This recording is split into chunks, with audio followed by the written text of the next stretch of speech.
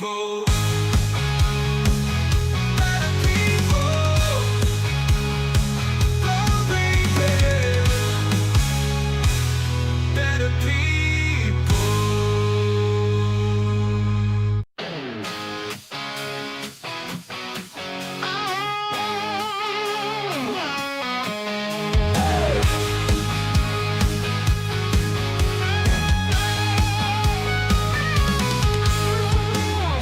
Engines roaring life in the fast lane. PHG weaving name, tearing up the game. Thunder on the track, speed never go lack.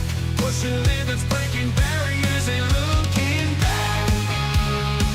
Oh, tires screaming as we take that turn. Fuel and fire in our hearts we burn. Opponents in the mirror, they can't keep up. Keep the throttle down, never wanna let up. Great racers, yeah, better people. Rising like a phoenix, ain't no sequel. PHG, baby, we roll the steeple.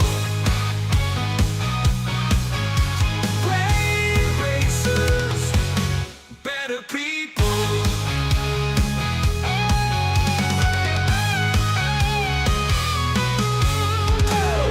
Team strong, bonds like no other. Brothers, sisters, ain't no undercover. Victory sweet, but honor even sweeter. Every race together makes the fight deeper. Crowds chant as the lights go green. Adrenaline rush, it's a traveler's dream. Might stumble, fall, but we rise again. For the better of PHG flies our friend. Great racers, yeah, better people. Rising like a phoenix, ain't no sequel. PHG, baby, we roll the steeple. Great racers, better people.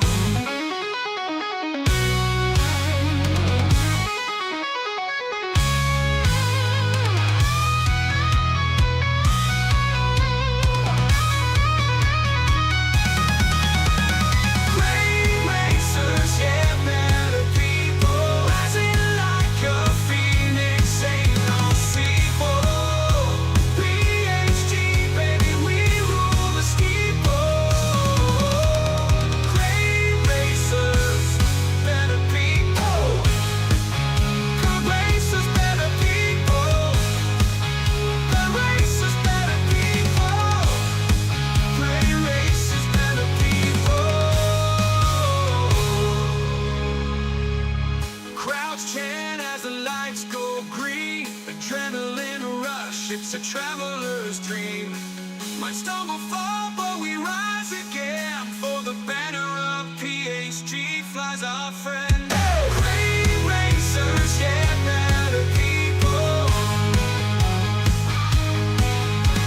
Rising like a phoenix, ain't no sequel. PHG, baby, we roll the steeple. Great racers,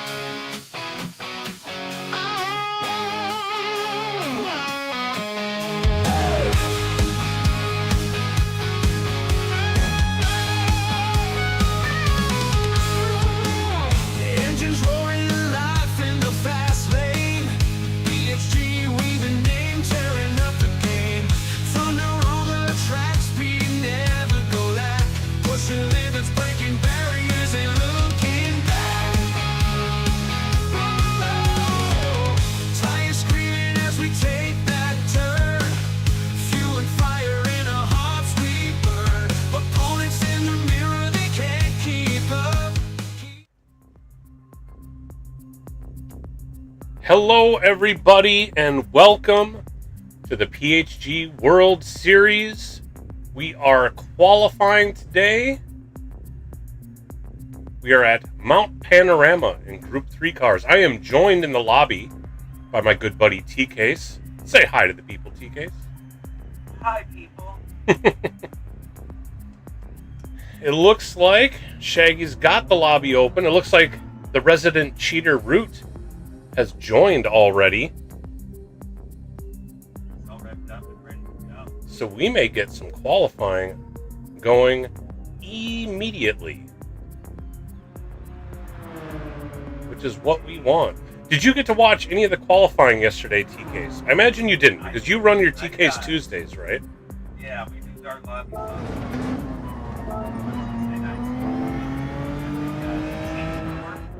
And the 2021. That sounds fun. Let's see, because I am in a box. I'm in a box in my house.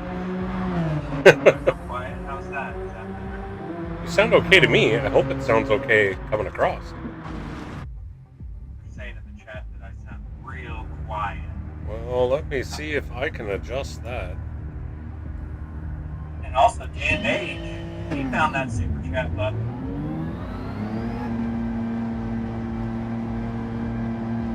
Also, turn off that man. That might make me.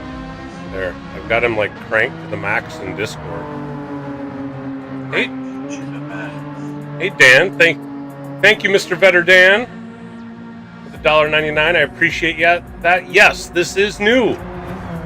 Now that I hit on the last PHG qualifying broadcast, I reached my 500 subscriber mark and was able to fairly quickly get approved by YouTube for being part of the partner program. So here we are.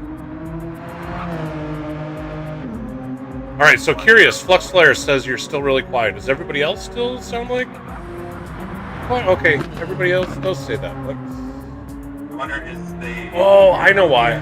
I know why. Now say something. Smart. Nope, that's not it. Say something. Try this. Say something. There Say we go. Something. Now we got it. I think we're good. Everybody, thumbs up if we're good. Yeah. There we go. It's all good. That's why qualifying during the week is great. Much like in most motorsport series, you have the practice days leading up to the race day, and that's when you get all the kinks out. And here we are. Man, Here I hit my 500 subs and everything goes to crap. Sounds about right. Right. I've told the other broadcasters it's like you have to change the Discord input before you start, and then I thought I did, but apparently I chose the wrong one. Yeah. Oh, see now, Dan, you're my kind of guy. There we go. Here we go. Shaggy Doo. He came in. Some behind the scenes, y'all. Shaggy came into the Discord voice channel and was like, "Hey, I'm running really good times. I'm gonna go ahead and do my qualifying time." So he's feeling hot. I'm curious to see if we're gonna see that. He didn't share with us what lap times he was doing, but he mentioned that it was going to be up there towards the top. So we'll have to wait and see what he's able to produce. I am anxious to see this as well. And so, were you able to watch any of the qualifying yesterday? Just a little bit. Okay. Just a little bit. I actually joined the broadcast for like the first hour, but then I had some work to do after that, so I had to dump out really early. I wasn't planning on being there at all, but oh, Shaggy dumped out or reset back to the pits already. Yep. He didn't like what he was doing there. I was busy selecting who's qualifying in the spreadsheet. I didn't see what he was doing. If he had an incident. But Root is on his hot lap. He's reached the top of the mountain. And now on to the descent, which is far more tricky than the ascent. I must say. Indeed. Especially in these Group 3 cars. Yes. They get so loose, and this track is so tight going up and down the mountain. Once you're onto the long straights, it's not so bad. It's the mountain section is so, like, you pretty much have to follow the leader. Yeah. At that point. I mean, unless somebody makes a horrendous mistake, or you have a much faster car. Mm-hmm. But for the most part, it can be so frustrating going either up or down and just kind of have to hang out with somebody. And then I suppose it's even more frustrating if you have the type of car that doesn't have the top end speed. You usually bank on, you do all your passing in the twisty bits. Mm-hmm. And at this track, the twisty bits is really not a good place for passing. No, it really isn't. It really isn't. Their best spot is after that huge long straight where if you're in one of those lower powered cars, you're kind of out of luck. So you got to hope the driver in front makes some type of mistake and doesn't collect you in the process. Yeah, I mean, either that or you have to find one of the corners that has a little bit of extra room. You know, basically like turn 2 here is one that you could make a pass on, but pretty much once you get past that, it tightens up so much. So much. And you know, some of these cars, some of these corners are going to be flat out, and in others you're going to have to lift as well. And so that's going to be a tough thing. Like after this hairpin right here, the right-hander coming up, some cars can take that flat out no problem. Others are going to struggle a little bit. And so if you're following closely, you got to be hyper aware of what the driver in front of you is doing and what kind of car they're in. Absolutely. I mean the track really is a highly technical track. You know, it's not a wide open, you know, Daytona, you've got room to move. You know, other tracks like Kyoto, you got all sorts of space. Not here. I mean, even on the straightaways, you've really only got like 3 cars wide is like white line to white line. Indeed. And yes, Shaggy is okay, Vetter Dan. He is on his outlap. Or I'm sorry, that's Flux Flare asking if I think Shaggy's Shaggy okay. is. Oh yeah, he is. Still he's on his outlap. So Root looked like he was improving. Currently at a 205.292. Yeah, he wiggled quite a bit coming out of the final turn the last time around. So we'll see just how much of a benefit he can put on this one. Coming in, these 2 right angle left-handers are frustrating. Way better. Yeah, 204.4. It's a decent time. Indeed. Shaggy, we're almost 7 minutes in, and he hasn't logged the time yet. That's stressful. Unless he wasn't seeing the kind of times he was anticipating and just ducked out, and is going to say that because I never completed a lap, I didn't actually qualify. Find a loophole in the rules there. He did make the rules, so I suppose that makes sense. If you join qualifying, but you never actually set a qualifying lap, did you really qualify? I don't know. I think pressing that green check solidifies it. That's a binding contract right there. Shaggy is just now starting his flying lap as Root is improving at the top of the hill. Ooh, tags the wall a little bit, but seems to have made it through with no damage as he goes into the part that can kill you, literally. He's down 2/10 now at the second time check, so got to make a little improvement here. But yeah, this downhill, I mean, the rear end can come around on you so quick.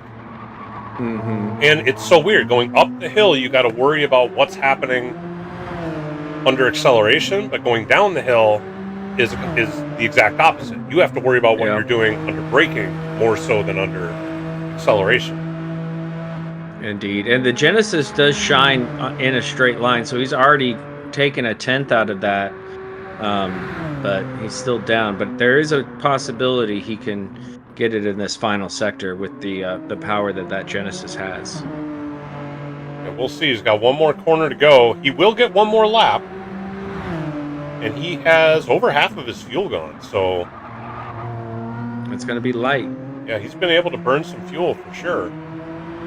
Yeah, 2-0, nope, does not improve on that lap. And See what Shaggy does in the final section here. I haven't seen his sector times. I was paying close attention to route, but we'll find out. Yeah, well, he doesn't have a lap logged yet, so they'll just be virgin sector time. Indeed. Find out what happens. Almost finish here. I suspect during the race we're going to see a lot of people mowing the lawn through that section. Yeah, after that long straight and that heavy braking zone, that is certainly a time for things to get a bit dicey. But it looks like Shaggy takes the fastest lap. Barely. 2:04.435. Yeah, just barely.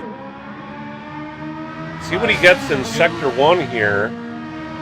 2/1000ths. Him and Root are going to go across theirs at about the same time.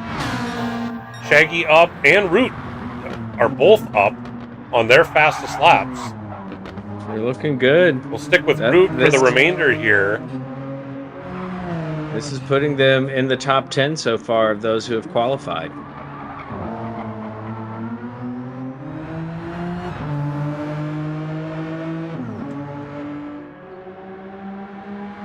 Coming through at the end of Sector 3.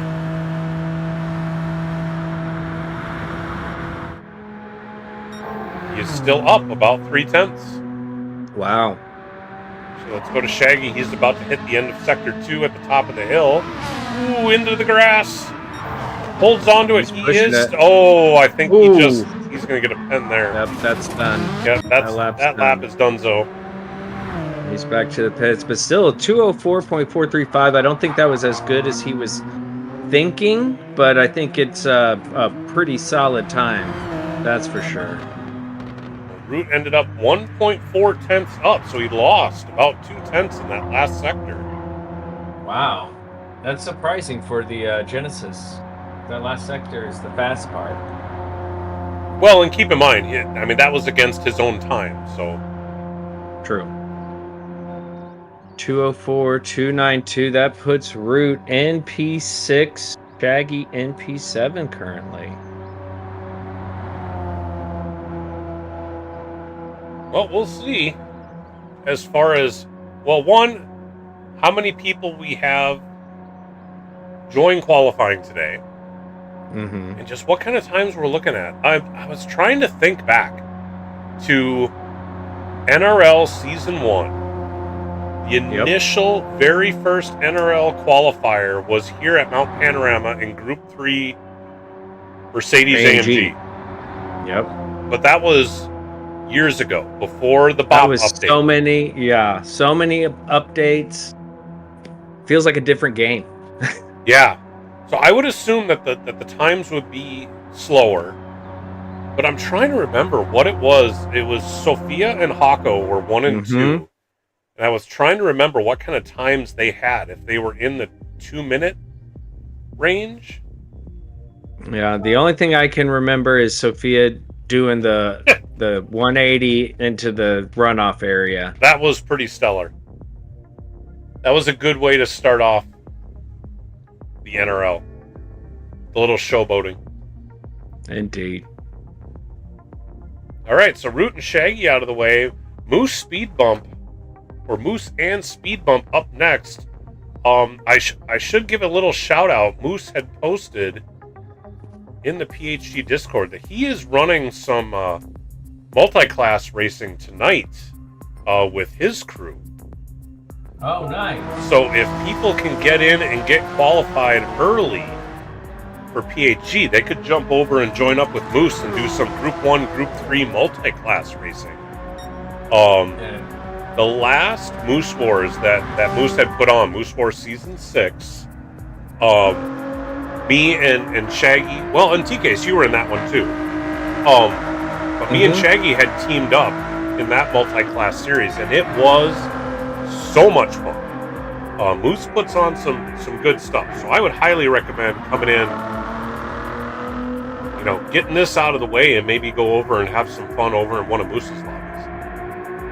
Absolutely. And I didn't participate in, but watched and listened to the commentary for the multi-class he did at Road Atlanta, and that was a blast. Yeah, I think he's got the multi-class formula down. If anybody's looking at doing some multi-class racing, following what Moose has been able to put together seems to be a pretty good formula. Indeed. I've hosted a couple multi-class races, and they were a blast. I just do not care for the administrative side of it and getting everybody. It's like herding cats. Getting everybody ready to go and make sure they're in the right lobby and in the right car. And but it's a lot of fun. It makes for great racing. Hey, Shaggy, how you doing, sir? Yeah, the controller was not controlling very well. Basically, since the last couple of updates, I've had a problem with it. Anytime it's an elevation change, the gear lags. Like the automatic, it's basically like missing a gear, but for automatic. Right. It's really weird. Because I'll go and it'll be trying to shift and it'll go like it'll just be down. I don't know. It'll sound like it's messed up. Like driving a Ford Focus CVT transmission. Yeah, something like that. It's supposed to shift, but it's not shifting, and it sounds weird. I'm like automatic. Yeah, it's a little delayed there, but it's been having that for a little while now, for the last several months. And so every time I go and I try to make it turn and get into the right gear, it would just lag. It wouldn't do anything. So it would turn in too soon. It would turn in too late. It was a mess. I'm like, whatever. I didn't want to do this race anyways. I just wanted to see. I'm like, I was already doing good laps. I'm like, I can get a 203, no problem. And then, 204 is no problem, but I wanted better than that. Yeah, I kind of figured, you didn't tell us what lap time you were aiming for, but you kind of gave us an idea of where you thought you'd land, and you landed just outside of that. 204.4 put you P7 overall.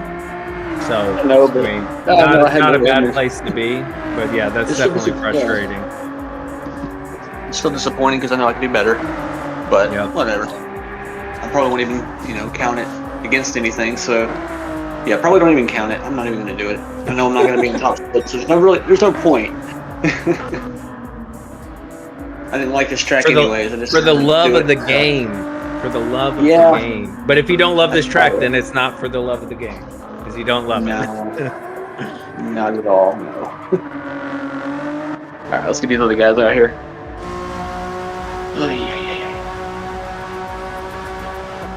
But I also practice offline, like in basically where custom race. Mm-hmm. That's how I practice, and that's basically how I can go and test these different races without anybody seeing anything. Like loading it up and putting it in the lobbies where people can join and all. So there's no spoilers on what's going on. Yeah. Oh, I want to point out we have another race league in the chat. Sim Motorsports Association, the SMA. They do commentating. Flawed does commentating. McNaughty just did some commentating for them. Tussenbox. Slow Mo did some comms. I think Toon. I've been trying to, but they race on a Monday afternoon, and I'm always traveling. But SMA is a very, very, very cool sim racing league. So go check them out when you can. Welcome to the channel, SMA. I'm glad to have you here. It's quite the endorsement from TK. Awesome. One thing we should also point out is our league sponsor for the second half of the season here, season 2. We got PHG Aero on the track. He's got Lithograph Comics on the side of his car. Lithograph Comics is our sponsor for the second half of this season. Lithograph Comics is not a store, but rather a comic book enthusiast, bringing awareness to the hobby and comic book collecting community. Located on Instagram, you'll find Greg, aka Litho, sharing comic book history, stories, and his personal collection spanning a 35-plus year comic book journey. That's Lithograph Comics on Instagram. Go check him out. And thank you for sponsoring the PHG World Series. Indeed. Thank you.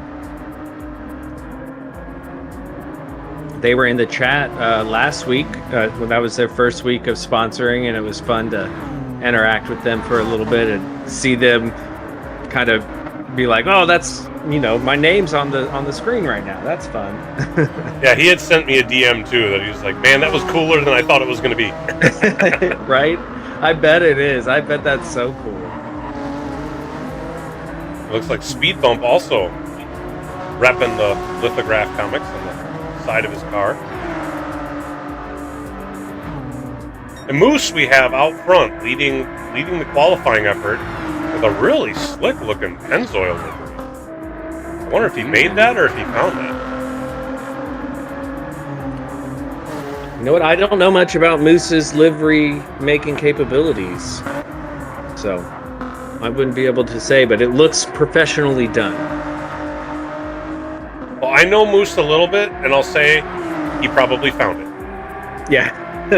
Like, I don't want to say anything negative, but that's really, really good, and I don't know that I've seen anything from him, so I couldn't say. But I do like that Ford they have 3 choices, right, for the Group 3 cars? Well, they've got the GT, or they've got the newer GT, the older Ford GT, and the Mustang, right? And the Mustang, yeah.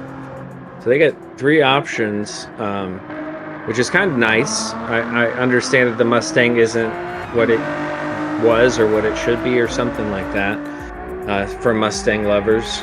So nice that they have other options in the Group 3 category. Well, it's funny. I was watching the replay of IMSA at the Canadian Tire Park that they were at last weekend, and the Ford Mustangs are pretty good in the IMSA They're series. beasts. In fact, in the GT, or I'm sorry, the pilot challenge that I was watching, it was a Ford Mustang on pole. So yeah, it's a shame that the game has them nerfed so bad that nobody really uses them, when in real life they're pretty good. And I hate to say that because I am through and through a Chevy lover and a Ford hater, but I would love to see the Mustang out here just to represent America a little bit. Well, much like the Corvette, they just don't have, and the BMW and the Ferrari, and we could go on and on. They don't have the newest version in the game because that Mustang is not anywhere close like the Mustang that's in the game. And same with the new Corvettes and the Ferraris and stuff. So it is tough. But yeah, that new Mustang, it's a beast. It does well in IMSA, it does well in WEC, and then they have one of the support series is the Mustang Challenge, and it's like kind of like a Group 4, essentially, dark horse Mustang, and it's pretty sick. Yeah, they were. I remember watching the Mustang Challenge when they were at Road America last year, and I believe they're going to be at Road America this year. I'm going to be going there in just a little over 2 weeks. I'm really excited. Very nice. But yeah, I mean, the Corvettes in the game, even though they're not the latest, are still respectable. You know, they tend to have, halfway decent. I mean, they're competitive, I guess is what I'm trying to get at. Even though they're not the C8, they're the C7. Yeah. We've been talking about this so much, I haven't even seen what people are doing. It looks like PHG Aero here has a 205.898 for his first hot lap, but he is improved by over a second. Speed Bump must have reset to the pit, so take the 205.898 and add 1.551 seconds to it, and that's where he's at. And Moose also went back to the pits. It looks like he did burn a lot of fuel. Yeah. On his previous lap, and then got new soft. So looking to definitely do a fuel burn strategy there. PHG Aero did improve by over a second, a 204.825. actually feel like the Genesis X would be pretty good here. Like overall, it's one of the quicker FRs in Group 3. It'll randomly be a meta somewhere at some time, or a good alternative to the meta. Like say the BMW is dominated as usual. You can run the Genesis X or the Porsche, as it's good everywhere. Porsche is well-rounded indeed. Moose is now purple in the first sector. So burning off that fuel and having fresh tires seems to be working so far, though he's only taken 2 turns. A fun fact, if Moose makes it, well, at least in the top 3 splits, which probably won't be that hard for this round, and score some manufacturer points, it'd be first points for Ford all season. First points for Ford. It's a lot of Fs. Yeah. That seems fairly likely, knowing Moose. He loves the Fords, and he can make the Ford GT fast. Well, speed bump was on an outlet. I guess I didn't even realize that. And look at their fuel compared. They haven't been burning off their fuel like Moose was doing. So proper resets, because Moose drove into the pits. I had him up on my screen. He didn't reset to the pits. So PHG Aero is up by another 4.4 tenths. Looking good, Aero. Not quite under that sub 204 mark, but getting there. He'll have one more lap to do it. Want to get into It's Genesis? currently on a 203.8. Just under a 204.4. Moose coming to the line to log his first hot lap.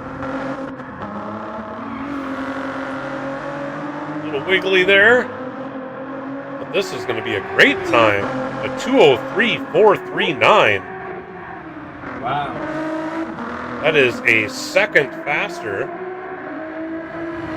than what Aero had for the fastest lap. That's putting Moose up there at the top. That puts him currently P3 overall. Peace.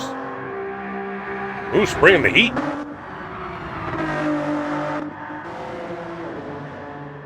Aero currently sitting P8. Speed bump's gonna hit the time check here.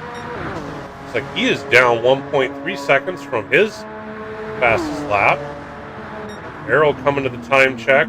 Ooh, pushing it hard. Ooh, is down 6 tenths.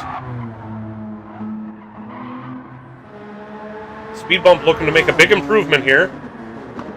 Looks like they will have one more lap to do. Those tires still look pretty fresh. Indeed, the NSX is always good on tires. So 206.432, definitely going to need to improve on that time.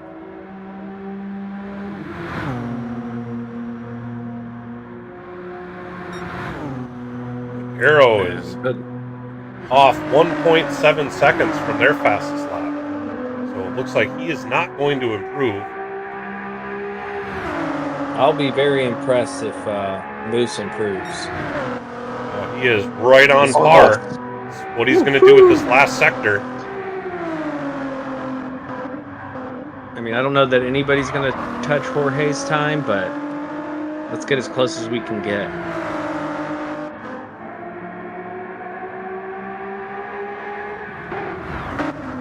Aero just hit the pits. Moose coming in.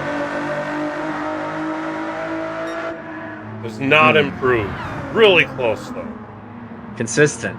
Yeah, very consistent. So what's Speed Bump gonna do? He'll be coming down the mountain when he comes. Yeehaw! He's from Canada, eh? Take off. Honda NSX. Heck of a motor carriage. As he approaches the third time check here.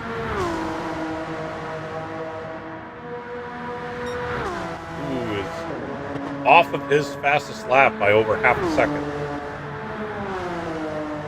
Not looking like he'll improve on this lap, but see if you can pull a rabbit out of the hat in the last sector.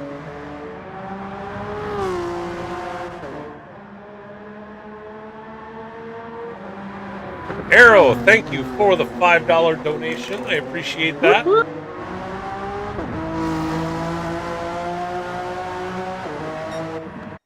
Oh, Speed bump hit the line. He did have a little bit better last sector there, but was not able to improve on his 206.432. oh, that puts him P16, so he's ahead of quite a few drivers actually with that 206.432. So very nicely done. But Moose with that 203.439, P3 overall. Arrow with the 204.396, that's P8 overall. Well done.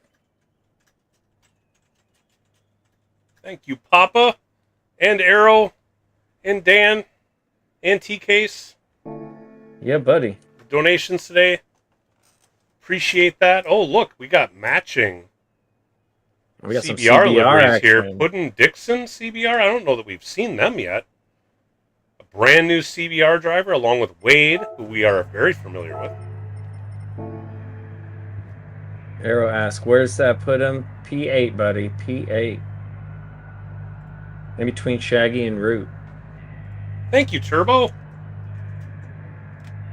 Hey, I know that guy. I like turtles.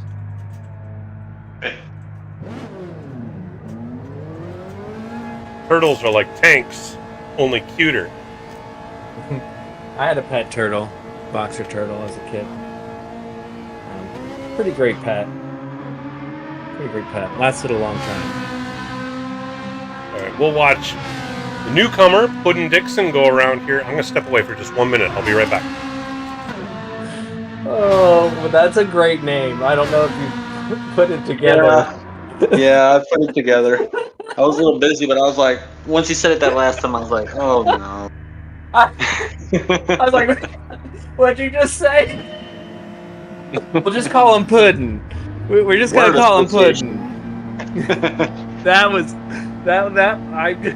I was typing on the keyboard and looked up as soon as he said that. Well, I don't think Sal caught it.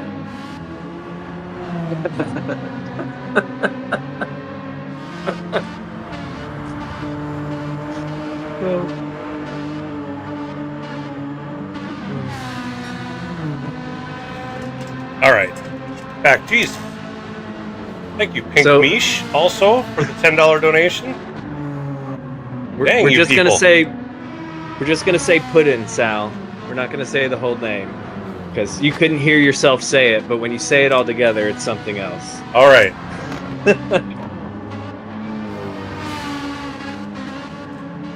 Yeah, now that I've said it inside my head enough. All right. Puddin'.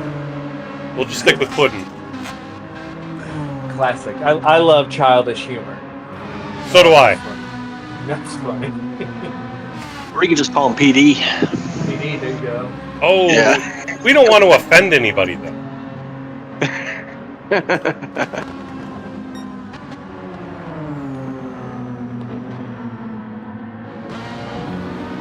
Yeah, Logan, you are still in second place overall.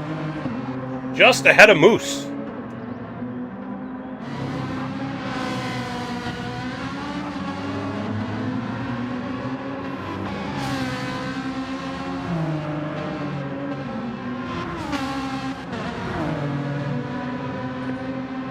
What kind of cars we got? We got two matching Ferraris by the CBR guys, one CBR in the Genesis and RW in the M6.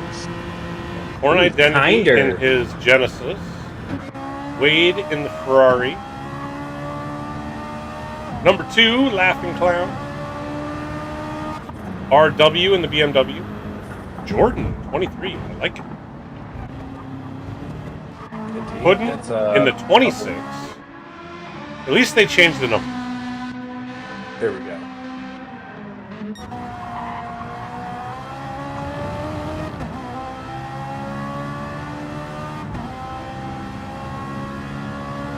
Yeah, Ferrari, BMW, and Genesis.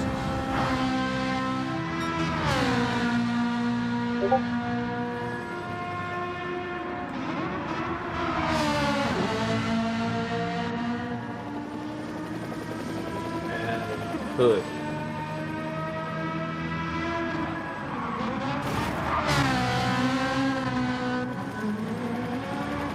Did y'all watch the NASCAR was at Sonoma, right? This past weekend? SVG did his thing again. Yeah. That's the one race that I used to play NASCAR, whatever the EA NASCAR games were back in the day, and that I always had so much fun there at that track. It's that would be a fun track to put in this game. It is kind of Willow Springs-esque, but it has a cool flow to it. Did you catch the ARCA race there? No, I didn't. The guy who won it was third. Like, he was in the lead, but a botched start, and he went over to the grass. He got relegated to third.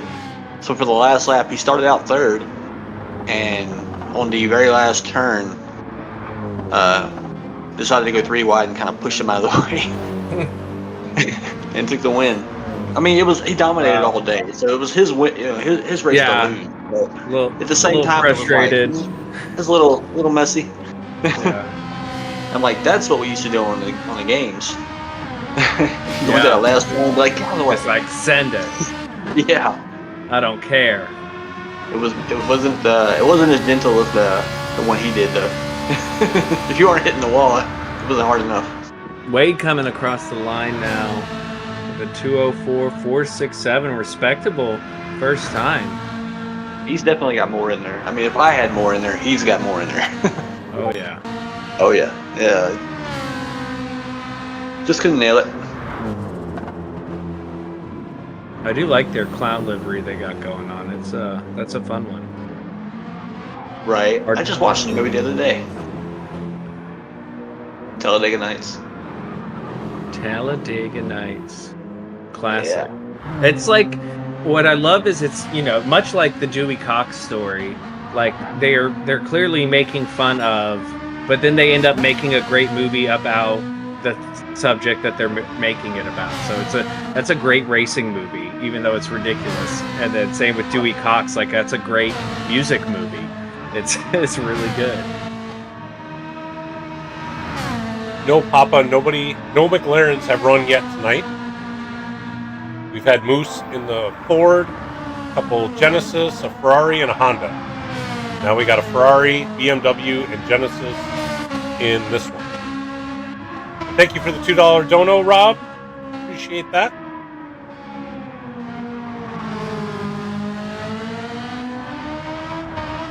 I do wonder if Puddin is going to be running the rest of the year, because we're kind of in a fight for third with Lambo, and it's really only been me and Wade scoring points for Ferrari. So I might have to do this this race to keep in contention with Lamborghini, especially if Puddin does well. Indeed. I think I mentioned this in the chat. It was, or back in the Discord, that the first race of the season, there was only one Lamborghini driver. It was definitely way near the bottom of the standings, and now they're in the top 5. So that's what happens when you recruit a couple new drivers. Indeed, RW improving on their time as well by a lot, and then also on Wade's time.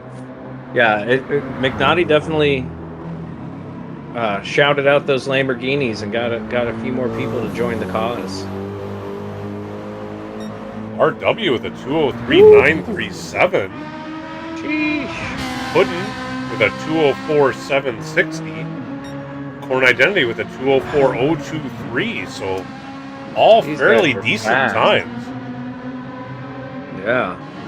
CBR doesn't play around, but RW leading the way. RW, we have seen him be very fast all season. He's run into some bad luck in some of the races, but has been consistently quick. I mean, Corn Identity and Wade, same. I mean, when it comes to this qualifying lobby, We know that these top 3 drivers are all split 1, split 2 quality drivers, and it looks like Puddin is not far off from them. Indeed, Corn Identity with a little bit of a fishtail trying to get on the power coming up the hill there. As Wade flies down the hill. I was saying the other day, in one of Brigsby's lobbies, we did super formulas around here, and it was surprisingly awesome. Really? Oh, Yeah. That sounds horrible. Exactly, and it ended up because you could go so fast. It was insane how fast you could do the downhill. But we do 5 laps, and of course, I could only handle 4 laps of not crashing. So, but it was a lot of fun. Like Wade's up on his time after the 3rd sector. Our W is up by 6/10. Really looking to put a stamp on this. Puddin is twos. down by about a second, and Corn is down by about 2 seconds. Wade coming to the line. Does improve by 3/10. Still in 3rd. Our W improves by 1.5 tenths.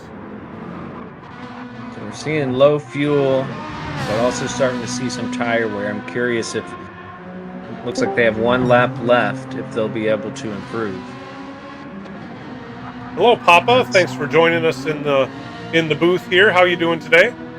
Well, good evening, everybody. I'm doing well. Good to hear. You've been watching the qualifying thus far? Just started watching with this guys that are going out right now. And they are fast. And I'm falling further and further down. Thanks, CBR. Well, and that, I guess that goes for our W too. Yeah.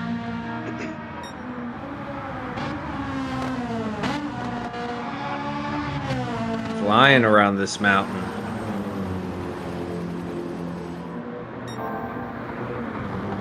I couldn't imagine doing this in real life. That has to be so terrifying, going over the crest there and like smashing the brakes and just praying that you stop. Right.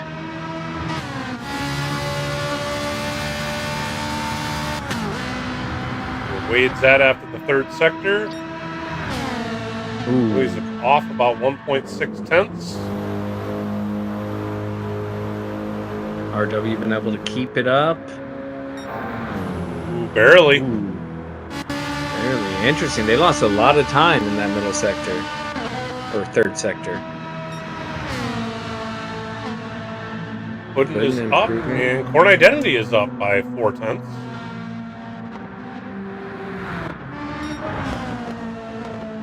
Wade does improve.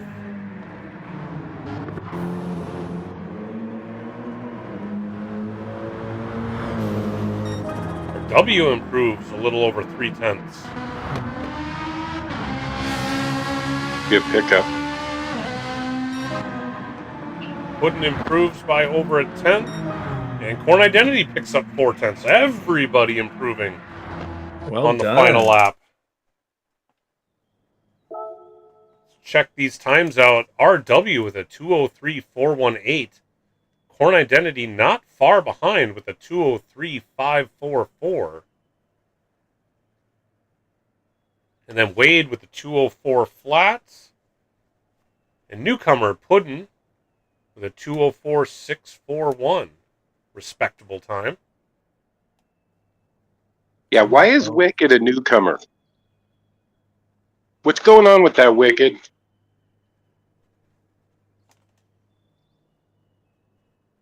Wicked. Wait, is that Wicked on a different account? Wicked Quick, yeah. Oh. Oh, okay. He just changed the name. Yeah, but he did he use a Ferrari in his first one? Because that's null and void right there if he didn't. I can't Like, if remember. he didn't- what he was in. I don't know. Well, Wicked. That's what I'm saying. Like, Yeah, Wicked But CBR it is ran in Wicked the Quick. Genesis. yeah, so that won't count. The No, point is there's- being the manufacturer that you started with, even if you're using a different account. Also, didn't even let us know who they were. Hey, well, hold on. Wicked Sorry. and Wicked Is that Quick different are people? different. Yes. Okay, but okay, I'm sitting there thinking it's I CBR know. or CBR. But still, that's the thing about it though. Haven't both of them already ran? I don't know. Okay, well we can just check the points. Because if they already ran and somebody's using the wrong manufacturer, that don't count. Well, we'll get it cleared up before. Well, Wicked's in chat. He said it's a second account, so Okay, Wicked CBR in the Genesis has already put points down. okay. What about Wicked Quick CBR? Alright, that's what I'm working on right now. Yeah, I don't see a Wicked Quick on the qualifying sheet. Yeah, That's because he ran. Yeah, he ran last week and he was. I don't even know what he was using, but let me get that. Yeah, he said Wicked and Wicked Quick are two different people. right. Okay, so that's the other one that. Okay, so has he ran any races yet? No, Okay. he has not. All right, see, I'm sitting there thinking it's the one that's already ran. Yeah, no. Yeah. Okay, like when y'all use a different account that nobody has seen, please let us know. Like, it's like you're not gonna get counted if I'm thinking you're somebody else or you're using a different car. Like, just let me know, please. Yeah, not to be confused with Wicco, who is also Banana. Well, yeah, I know Right, Wico. exactly. I know that. Stop! He comes in as a no. Like Talon said, too much wickedness. So that And puts yes, RW. And yes, RW's Wicked, we did say the entire name on stream before we realized what was going Yeah, on. he did. That was a good one. That was clever. That was a good one. You got us. It made me laugh really hard. I laughed for a good while on that one because I was not paying attention and you said it and I was like, excuse me? Oh, classic. RW P3 overall. Corn Identity P6 overall. Wade P9 overall. And Puddin P15 overall. Oh, Papa, we got a McLaren in here. We got Fast Cougar. Fast Cougar. Team McLaren. We got a few guys in here. Got SPC and Actually, Tuzzum some Box, fast guys Velvet in Thunder. here. Yeah. Yep. Tuzzum, Cougar, Racer, SPC, Josh.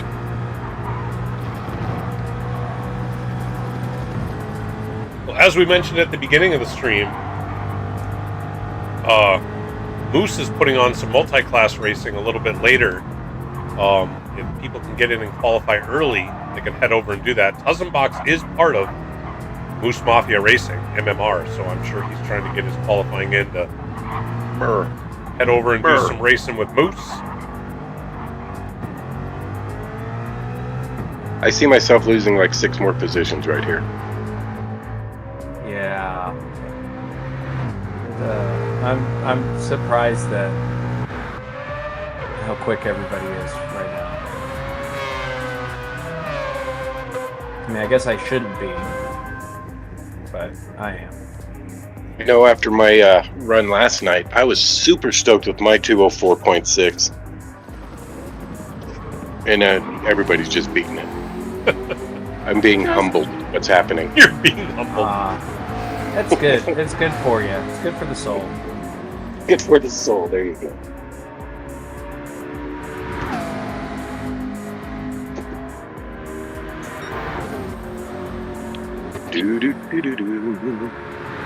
We've definitely seen some quick times tonight. A number of drivers in the 203 range already.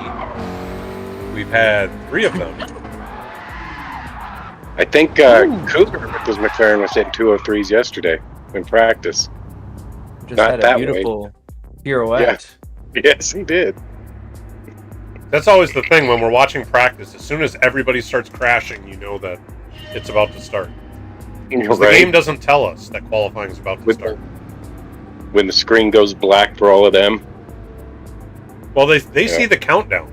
You know, like qualifying starting. We don't get that. It's like drift Fernando It is wonderful. Thanks. Golden Corvette livery. Oh, just beautiful one, isn't it?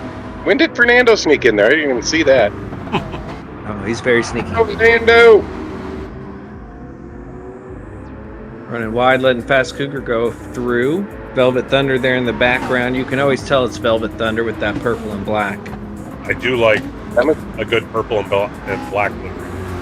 Yeah. that must be a McLaren move right there, going through that right-hander. I was actually able to get that last night, too.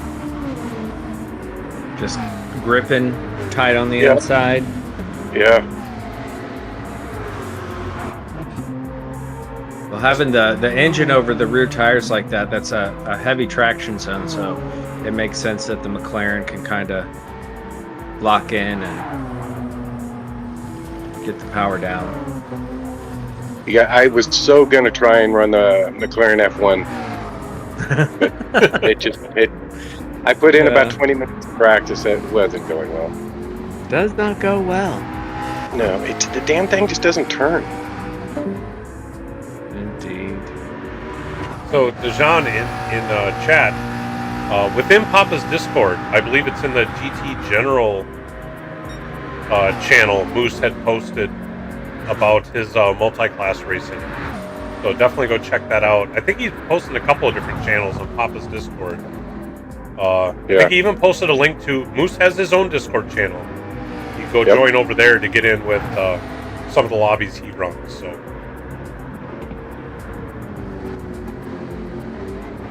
no problem, man. I got you. Shaggy. Do-do-do-do-do-do-do-do. People hitting the pits already. They're doing some fuel burn. Indeed, a little fuel burn, some fresh rubber. Fernando will be our first hot lapper, followed by Tuzenbox, Velvet Thunder.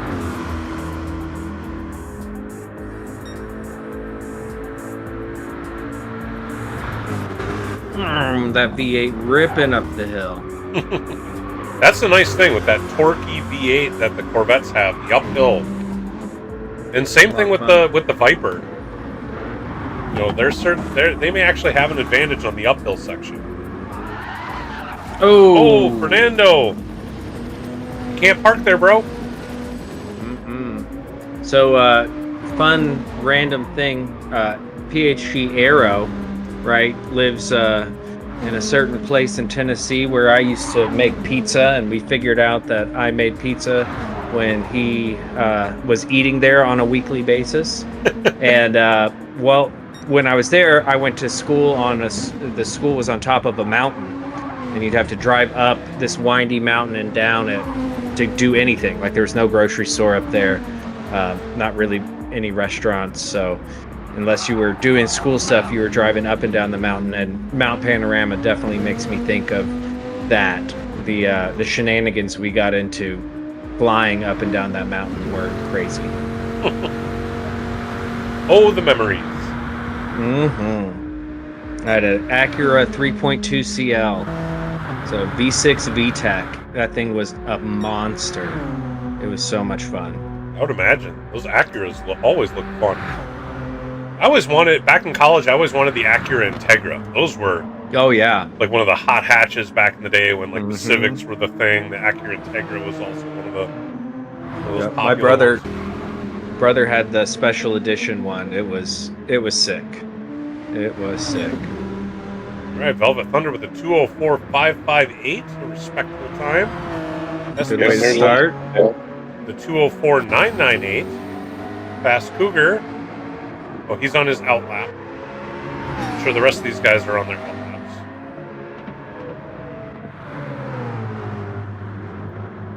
Hub Josh going with the Mustang, whereas we saw Moose in the GT. He's been rocking the Mustang all season. I think he's just doing it out of what's the word? Loyalty. Prove a point. Yes. He's devoted. Hopelessly devoted. To you? One might say. Exactly. You saw what I was doing there. Good old Sandra D.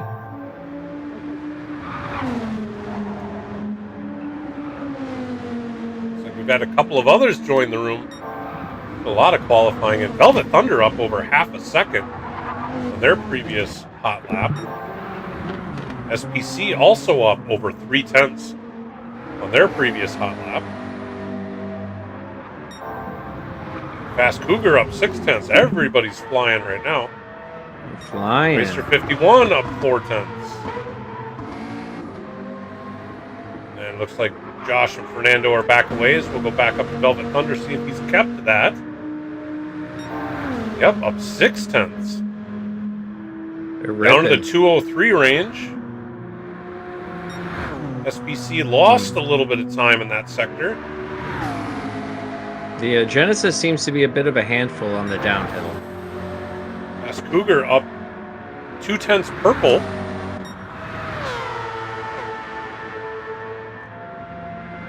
The Sean Racer is improved, but we don't know by how much. Velvet Thunder across the line, 203 point. Second. 5.67 and back to the pits.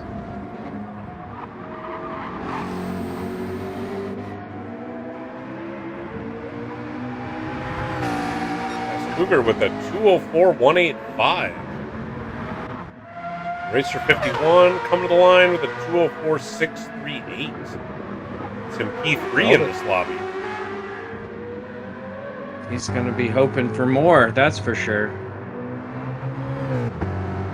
It's like SPC had just gone in to get some new rubber on the car. We'll get 2 more hot laps in. Josh coming across the line. 207.946. Fernando, the 206.516.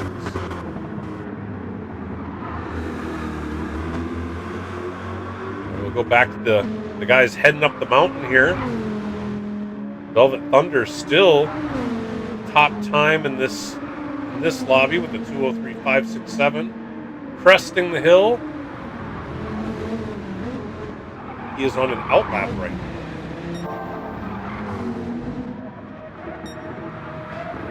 Racer 51 off by about a 10th. SBC also on an outlap.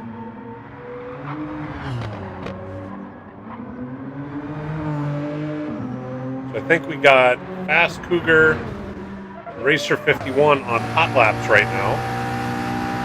Velvet Thunder getting out of the way. Good sportsmanship. Fast Cougar like dead even. Mm-hmm. Their time. Something out in that final sector. Racer 51 up almost 0.2.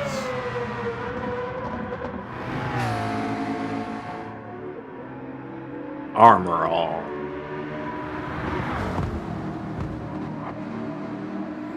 See here as Fast Cougar comes to the line, see if they can nail something down in that last sector.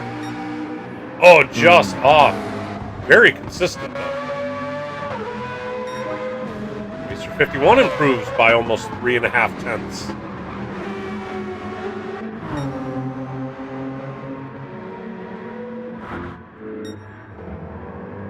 Looks like Josh will be our next hot lapper to cross the line.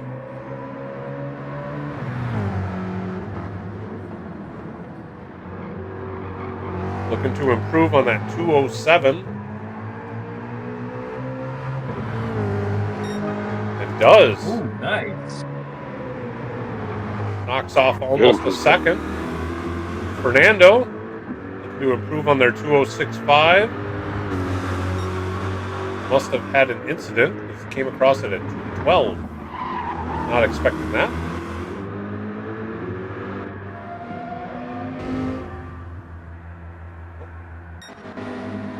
Caught Tuzzenbox as he went back to the pits. Fast Cougar off by about 0.4 on this lap.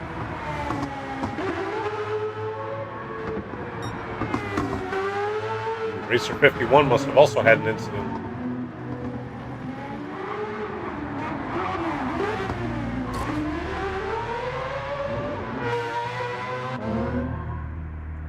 Unfortunately, getting in the way of SPC there.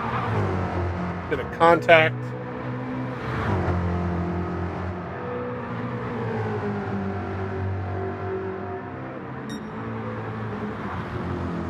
Tough when we get this many people in the lobby. Oh, where are we? Trying to see if I can catch what happened there, but looks like I was a little too late.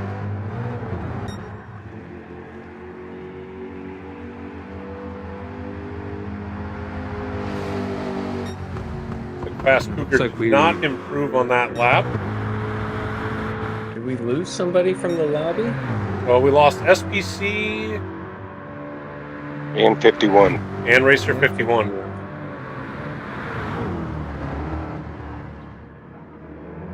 SBC was on a hot lap, and Racer 51 was going really slow coming down the mountain. I'm not sure if he was trying to get exited out or what was going on there, but Josh coming to the line to put in his final hot lap.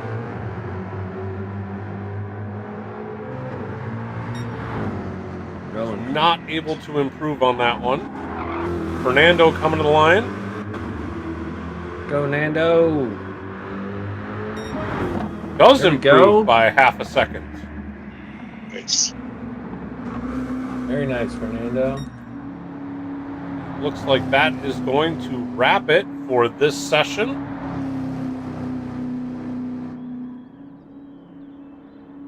We had 6 qualifiers in this one.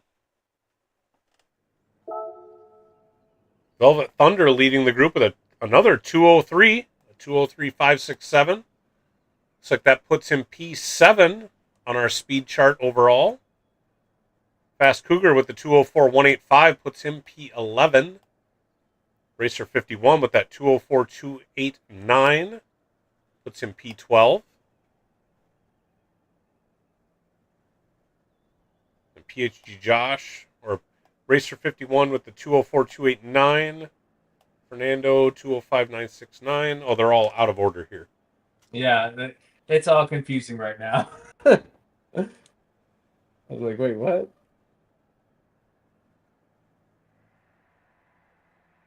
And SPC at the 204.998. I'm just making sure I got everybody. Sure. Josh 207.042. Okay, yeah. Everybody should be in the right spot on the spreadsheet. All right, so we got Velvet Thunder in P7, Fast Cougar P11, Racer 51 P12, Fernando P24, and Josh in P29. We have had 31 drivers qualify so far. We have got 2 more hours left to go of qualifying here, so everybody get on in. And I'm privy to Team Porsche's group chat, so haven't read any of the messages, but I've been getting notifications that the Porsche team are conversing. So hopefully we see some Team Porsche drivers show up all together, ready to rock and roll. Looks like McNaughty is in and ready. Turbo is in the lobby, but hasn't readied up yet. Okay. Interesting. I hopped into McNaughty's live stream yesterday after I was finished with lobbies, and he was on the fence on whether or not he was going to do this. So good to see him showing up and putting it down, even though I don't think this car at this track is his cup of tea. McNaughty's just like me. He's a glutton for punishment. It's for the love of the game. It's for the love of the game. If you like, I'm the same way, like a lot of the time. If I wasn't so committed on the broadcasting side, I would definitely be in more of these races, even if it wasn't something I wanted to do, just because I enjoy the game. Oh, I'm the same way. I'd probably be in every one of these races if I wasn't doing broadcast work. The broadcasting, it takes a lot out of you. It takes a lot of your time and mental energy. And well, there's a lot to do. I mean, there's, an hour here and there you would put in some practice that instead you're getting graphics ready, figuring out who's doing what on the production side. There's a lot. Cats.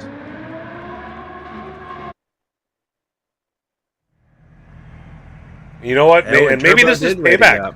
I mean, I mentioned it earlier on in the stream that you know, the very first NRL event was here at Mount Panorama in Group 3 AMGs. So thankfully it wasn't a race; it was just qualifying. But yeah, they one of the splits got Mount Panorama again at night. yes, That was brutal. that one was brutal. I had a run-in with another driver that kind of ruined my race, but otherwise it was a fun race. I see McNaughty both rocking the lithograph comics, helping represent, and also his NRL decal on his car. PHG There was nothing fun about that race, Sal. Oh, and Turbo slides right on by. See if we can catch what happened here. I think it's just getting on the throttle too early. The camber, you kind of get off put right there. The balance and the weight shifts, and sometimes there's not the traction you think you have. And I think it's safe to say we've all done it. Oh yeah. Usually it's the right-hander after that I end up messing up, but coming out of that tight left-hander can do it too. Yeah, you got to get the car placed just right. Otherwise, there's a weird crest that in certain cars, and we saw Fernando do it as well in the Corvette. You just kind of get on it, and you can't even catch it. It just happens, and the car's in the wall. Yeah, you hit that little bump and it unloads your car and off you go. Which is weird because when you're heading up the mountain, you have more grip than you're used to because you're going uphill. You know, so when you all of a sudden hit an area that flattens out, it's like suddenly you lose all that grip that you thought you had.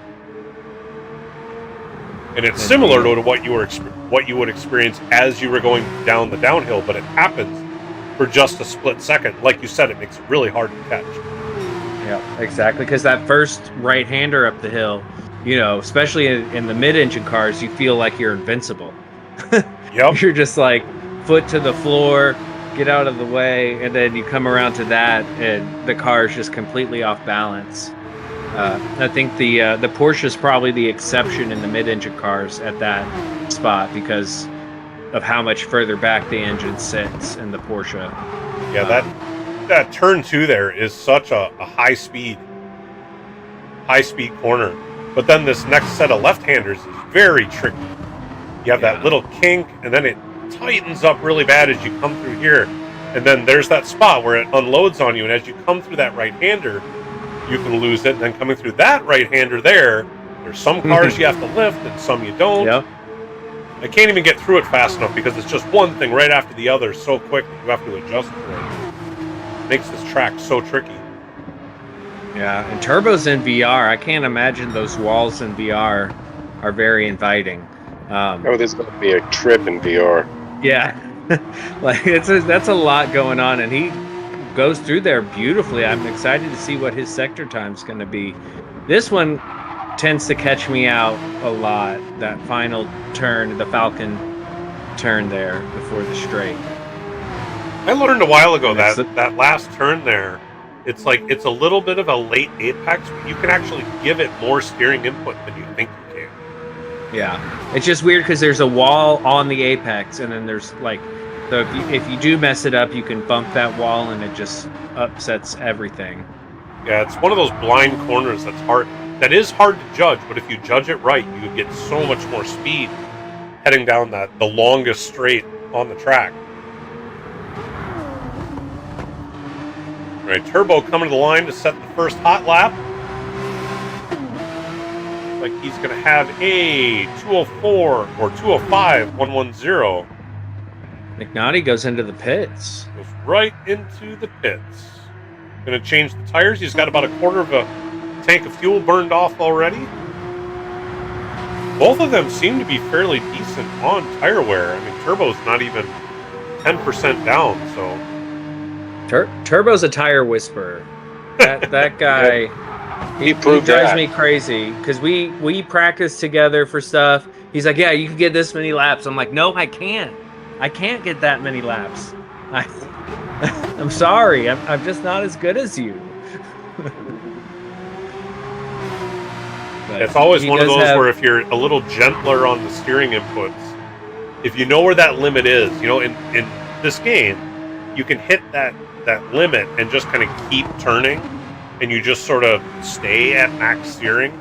I mean, the front tires will slide a little bit, but it's not like you can turn the wheel all the way to the right, and it'll still go to the right a bit. Whereas in a real car, if you were to turn the wheel completely to the right, you would probably go in a straight line. Yeah, the understeer would just be. But if you can feel that, then you can keep the tires from scrubbing, and that'll save you quite a bit. I mean, the people that can manage that end up, you're right, being able to save a lot more tire than you would think, and still be fast. Mm-hmm.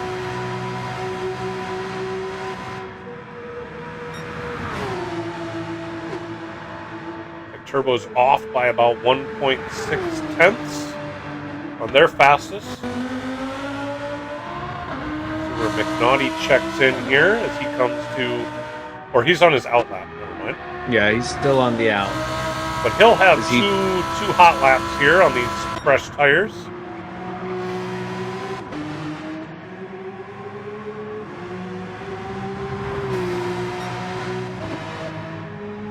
Turbo did not improve, off by about a quarter second. But plenty of time left to go. Indeed, and looking at that tire wear, yeah, he doesn't need to worry about that. Now he's got half a tank of fuel and can really push, as we already see an improvement here in the first sector.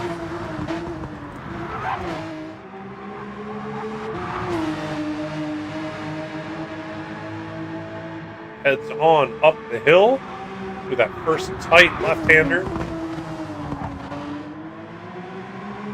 Does go through it nicely. We were talking about running NRL at night here, going through that tight left-hander there on one of the laps. In the middle of the night, I'd come around there and another driver had spun out. It was at a 90-degree angle coming out of that corner. And thankfully, I missed them, but it scared the bejesus out of me. Like a kangaroo caught in headlights. Right. And Turbo's up by a quarter second.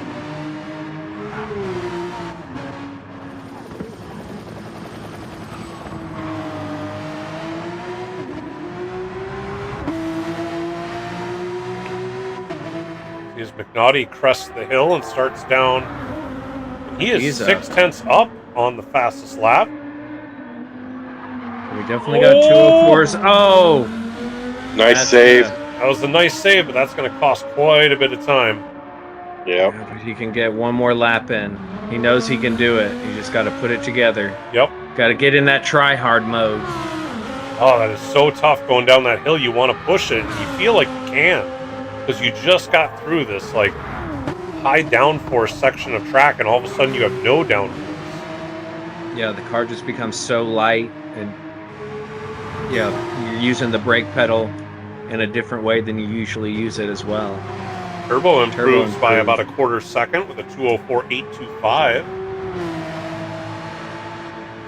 See, as McNaughty comes to the line here, see just how much time he had lost on that bobble.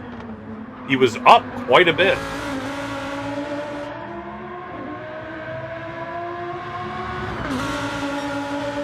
Not take the fastest lap, but has a 205.708. He's got a mid 204 in him. It's about what he was at on that last lap.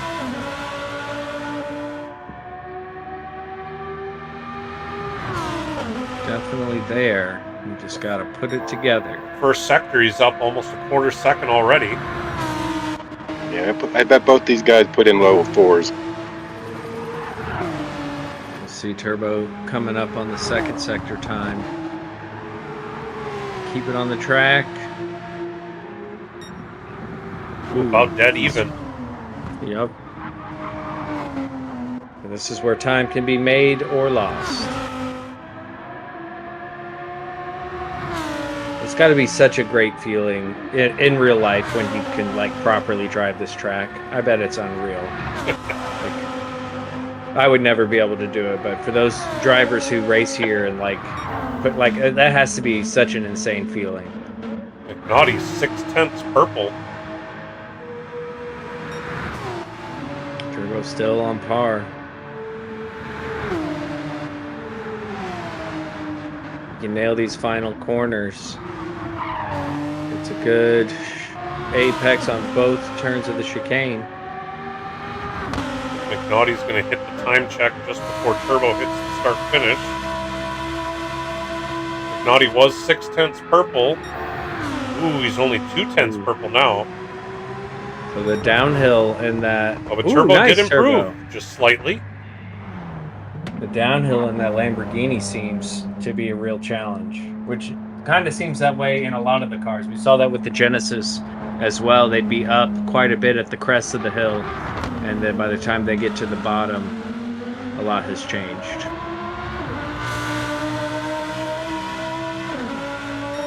There we go. McNaughty with a 2:04.391. That's a little bit better. It looks like that will put him right around the cutoff for top split. Yeah, that's kind of. In fact, I think that will put him at the cutoff. Yeah, P14 right there. and Turbo We've and had- P20. That's a good chunk of the qualifiers tonight in those 204s. Seems Yep. to be a pretty common spot for everybody. Yeah, the 203s seem to be the the alien level, and then the 204 range is just stacked with drivers right now. Well, wait, is this time right? Did Jorge really do a 202.183? Yeah. Is he over a second faster than the next driver? Yeah. That's what's above an alien? is that God tier? I think that God might be tier. God tier. Good lord. What was the name of the alien that was helping you, Papa, in your... Oh, was it Sturk? Flint or Prunk? There we go. Prunk? Yeah, that's right. Prunk And Flink. Yep. and Flink. Oh, the aliens. So Do for your those that haven't grandkids watched, absolutely love that. So for those that haven't watched, on Papa's channel, he's got some, like, an AI story running that is quite entertaining. You should definitely go check that out. Indeed. I imagine your grandkids must thoroughly enjoy it, Papa. Or have they seen it yet? Okay. Yeah, they've seen it. I need to send my nephews the episode that I'm in. I think that they will thoroughly enjoy that and think it's pretty hilarious. Yeah. No, It's been fun McNaughty, to you put are not last split. You are right now at the cutoff of split 1. So anybody that beats your time will move you to split 2. Ooh. Shazam is ready to I'm on go. the cutoff? You are currently P18, Papa. Oh, yeah, okay. So solidly in the second split. Okay. Oh, Wrench Wench in the chat. Is Wrench Wench going to come? Is she going to come qualify? We're still waiting for a second appearance by the WW. Let's go, Wrench. The double W. Yeah, there you go. Shazam rocking his Citroen, man. You got to give him credit. Got to give him credit.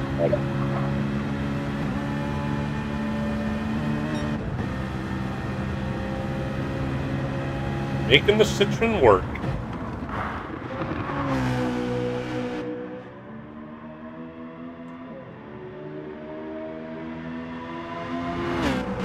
Currently, Savino, you need to get below a 204.391. So a low 204 should get you in there, but there's still quite a few drivers that haven't qualified. We've only got 33 drivers at the moment, so you got... Savino will be split 1. I saw him practicing yesterday. Okay. Yeah, we got an hour and 45 minutes left, so.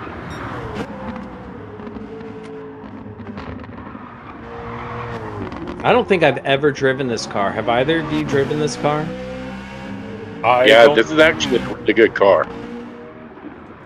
I love the Citroen. I'm sure I've driven it at some point, but I don't remember for anything official. Yeah, I have This no. great cockpit mode, cockpit view. It's freaking awesome looking too. Is it? Yeah. That's some crazy futuristic Star Wars Tron-esque.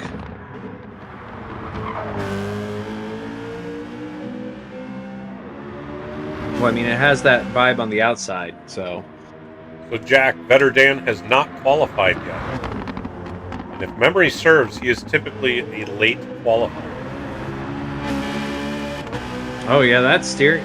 Sal, can you take a look at the inside of this car on your end? That steering wheel is insane. Yeah. Look at this thing. That is so cool. The whole cockpit. It's just, that's freaking awesome looking. All carbon fiber everywhere. Like, that's nuts. Yeah, I'd like to drive that. So, Papa, at the auction this week, there was a new 750S McLaren. No. And it was so sick. I got to get inside it. Did like, you? Yeah, I was like, no way this is unlocked. And the door handle is like, looks like an intake vent. You stick your hand in the intake vent there under the window, and there's a button, and it does the butterfly doors. It was white and had cream interior, like a buttercream interior, and it was cool. Why was that at the auction? Those things are new. Yeah, people there's always a good number of McLarens, a few Audi R8s at the auction. It's Florida's a crazy place. You can just ask Turbo about the cars he tows everywhere. He tows all those. He's texted me and been like, "Hey, I'm dropping this whatever ridiculous car off at the auction. Go take a look at it." I'm like, okay. Florida is a wild place. A few times I've been down to Florida for to get on like a cruise ship or something. See far more like Lamborghinis there than I do back at home. Oh yeah. Well, it's like you got to think like it snows and stuff where you're at, so it's that's hard to do those cars there because you got to deal with the salt, you got to deal with the road conditions. Those roads get tore up every winter. You don't want to be driving those. Quite honestly, in my entire life, I've probably only seen 4 or 5 Lamborghinis out in the wild in Minnesota. Yeah. And I probably saw Florida, 4 or 5 during like my 2 trips to Florida. Yep. Like Shazam is up on his fastest lap.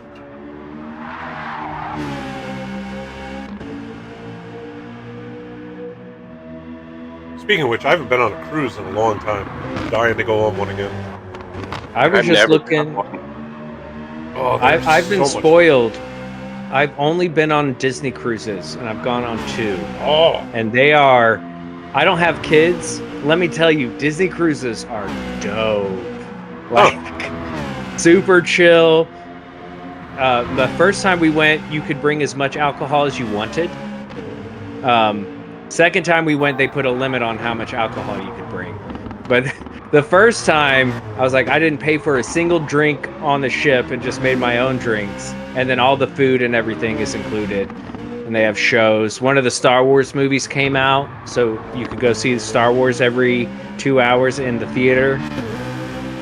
And like they have their own little private island that you can go to. It's wild, but I just saw Southwest, because I fly Southwest for work and have my Southwest points. They're starting to do deals with cruises, so I gotta look into if I can make my Southwest points work for a cruise. Yeah, both the cruises I've been on were Carnival cruises, which are I suppose I've been told the cheaper cruise line, but still had a blast on both of them. The second one I went on, the people I went with, we pretty much hit the comedy shows every night. Oh, that's they fun. were hilarious. Yeah. I want to ask. I wanted to go on an Alaska cruise. Yeah, Alaska. My parents did an Alaskan cruise, and they said it was amazing. I want to ask Pub Josh, do you live in Norcross? I grew up in Norcross. That's where my brother and parents live when I go visit. It's in Norcross.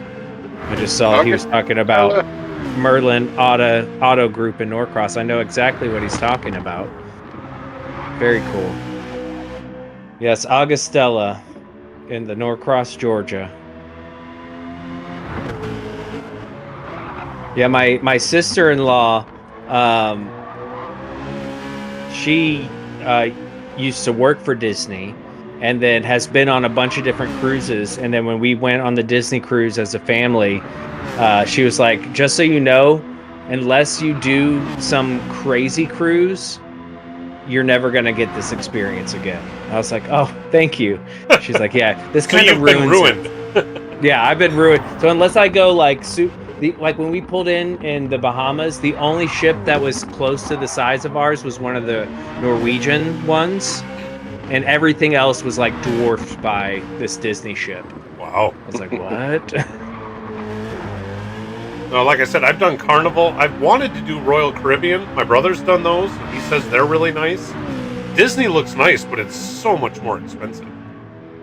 Yeah, it is crazy. I wouldn't have done it if it wasn't a family. The Celebrity X cruises look really nice too, but they're also quite a bit more expensive.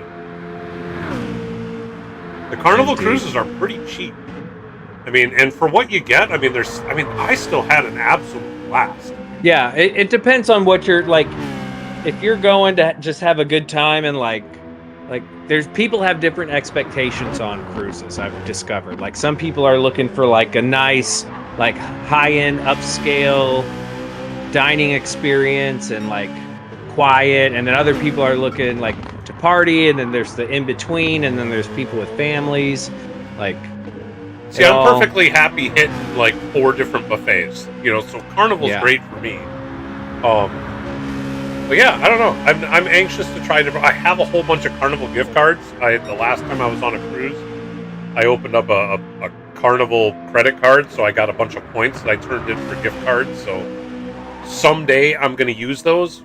My girlfriend and I have talked about going, but she gets motion sickness and vertigo really bad, so she's really worried about going on one. And one of these days, and we've already decided, one of these days she's either going to buckle down and we're going to do it, or she says me and my best friend are going to go. Yeah, we just have to decide which one it's going to be. Yes, Jack, it is the last day for qualifying. Indeed. Oh, Pub Josh, that's cool, man. Yeah, I grew up in Peachtree Corners and went to school in Lilburn. That's crazy. Small world. Well, that's like we got Dejan in here, who's been relatively new to the channel. Turns out he lives in Minnesota. Yeah. You know, I think he's on the opposite side of the Twin Cities as I am, but he had already pointed out that there's like a car club to go to check out a bunch of fancy cars. He was talking about it on one of the last streams. So I went and looked it up, went Googling it. It actually looks really cool. So that's something that's fun. I might take the kids to one of these weekends. I got to figure out when exactly it's up again, but that looks super fun. Well, we chatted the whole way through Jazam's qualifying. He did manage to put in a very nice time of a 2:04.662. Doesn't look like he's improving on this lap. But well done, Jazam! Bam. Yes, that 2:04.662 is what he is going to end up with. That is going to end up slotting him into second split in P20 overall. Well done. Okay, so I have a question. And when did he run that? What lap? Lap 3. The third one. It was somewhere when we were talking about cruises. Well, Yeah. I'm showing on lap 3 at 204.760. Yeah, if you switch That's to Shaggy and because- switch back, then it. Oh, there you go. Okay. That's So- the craziness of lobbies. It was When- GT7 doing GT7 things. When Big Joe tries to make it sound like I need glasses or something, it's because I'm reading the number on my screen, which is not the real number. Right. Gotcha. Nice It job. does make you Sam. feel crazy, though. You're like, wait, no, why are they saying one thing and I'm seeing another? Yeah. Oh, a 204.6. Did he beat me, or am I still ahead of him? You are ahead of him, barely. You have a 204.618. Then we have Puddin with a 204.641. Yourself with a 204.662. Or I'm sorry, with Jazam with a Damn. 204.662. Yeah. Okay.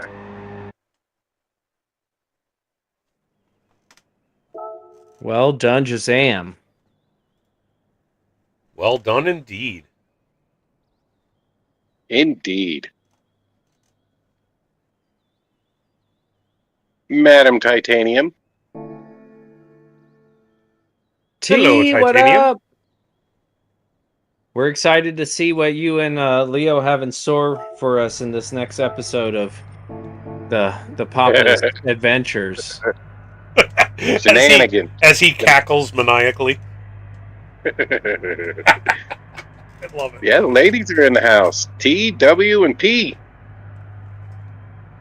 We need to get all three of them qualifying. In the same qualifier. Jeez. That's what I'm saying. We know Titanium has a wheel. Yes, she Yup. does. We know it to be true.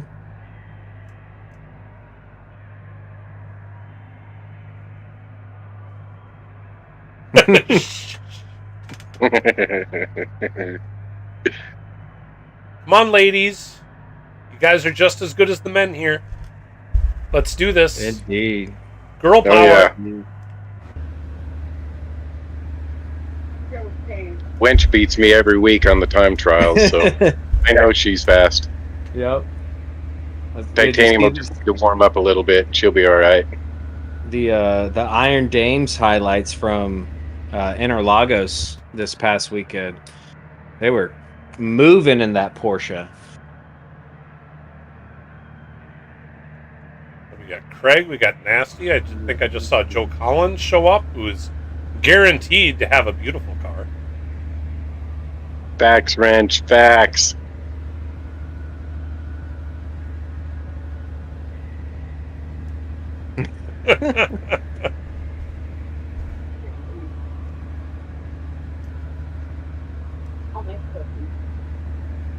See, me and Papa are lucky. Our ladies let us race, so Thank the Lord. I'm about as fast as I'm going to get.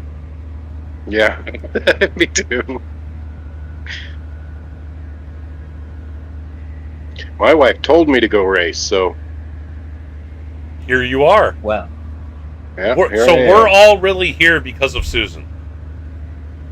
facts. Yeah, absolutely.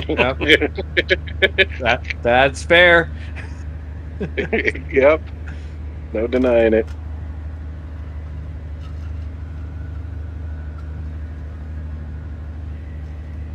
So this should really be SHG, Yeah, right. Susan's House of Game. Hey, you'll have to blame the president, PHG Chris, on that one. He went with PHG. He was the first. You know, it's got a ring to it. I think it's going to live on for a while. I think so too. Pretty proud of the community we put together here and the Indeed. spread it For has good throughout reason. everything. It's fun to tell people who have no clue about, like, maybe they played Gran Turismo once, or they've heard of streamers, or they saw the Gran Turismo movie, but they're not, a part of the YouTube/GT7 community. And when you tell those people about what we do and like getting to meet each other and all the events we put on and how much we all talk on a weekly and daily basis, it's like when you tell people that, they're blown away. They're like, that's so cool. It's like, yeah, it's right there. definitely something to be proud of. GHG, Gromel's House of Gaming. There you go. It's always neat to see when, you know, how it's slowly started to go mainstream. You know, we've seen GT7 being played in real life places. You know, Dugaro's Bar and Grill in Hastings has had it up on their screen. Pinky's Tavern in Missouri. C-Dub's Garage. The Water's Edge Country Club will and on the display golf it. cart, and on the golf cart as well. Yep. When Turbo rents a Tesla, it plays on the Tesla screen. Boom.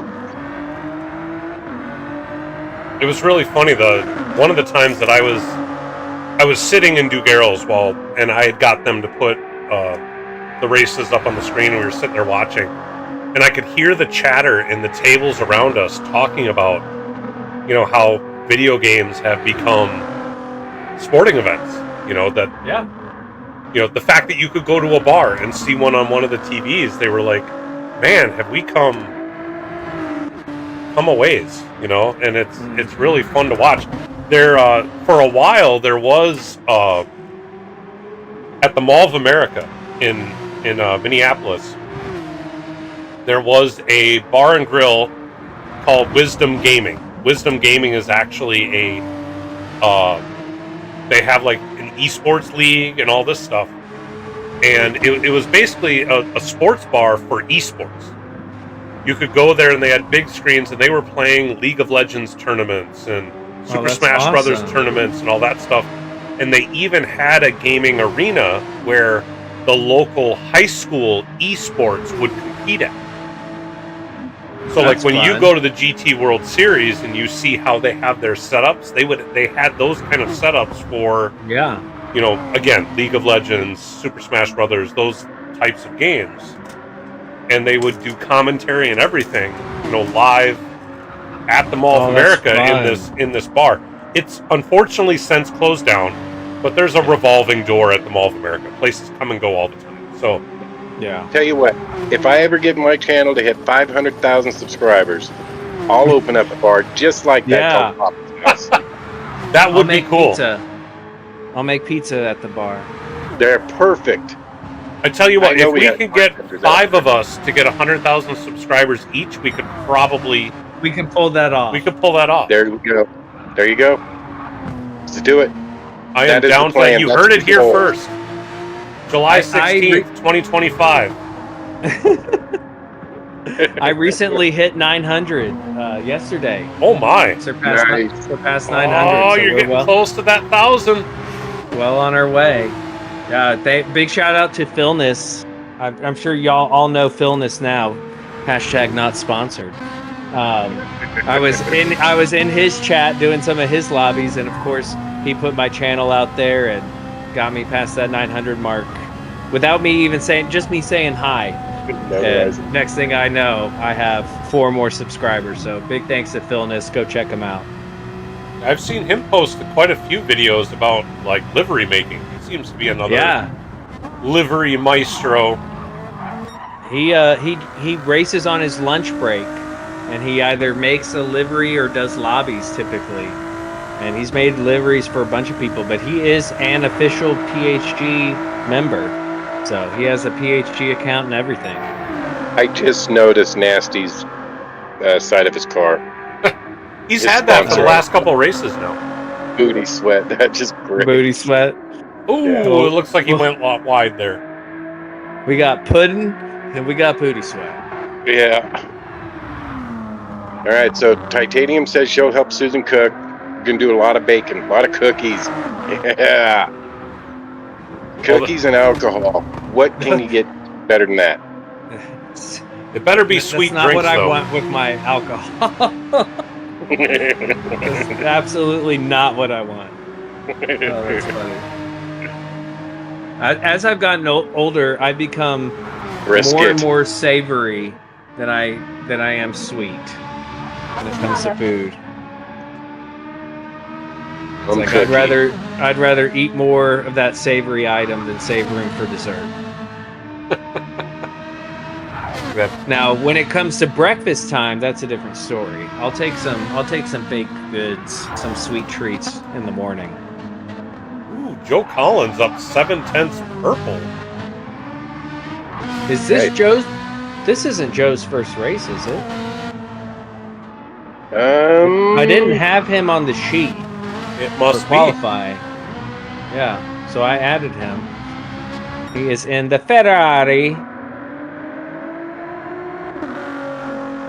Here's a better question. Why doesn't Joe have a PHG in front of his name? That is a very That good is question. a question. I think You should- Joe, Talon, Jay, RJ. Those are three individuals that it makes zero sense that there's no PHG in front of their name. right? Joe better not have joined Team Fart.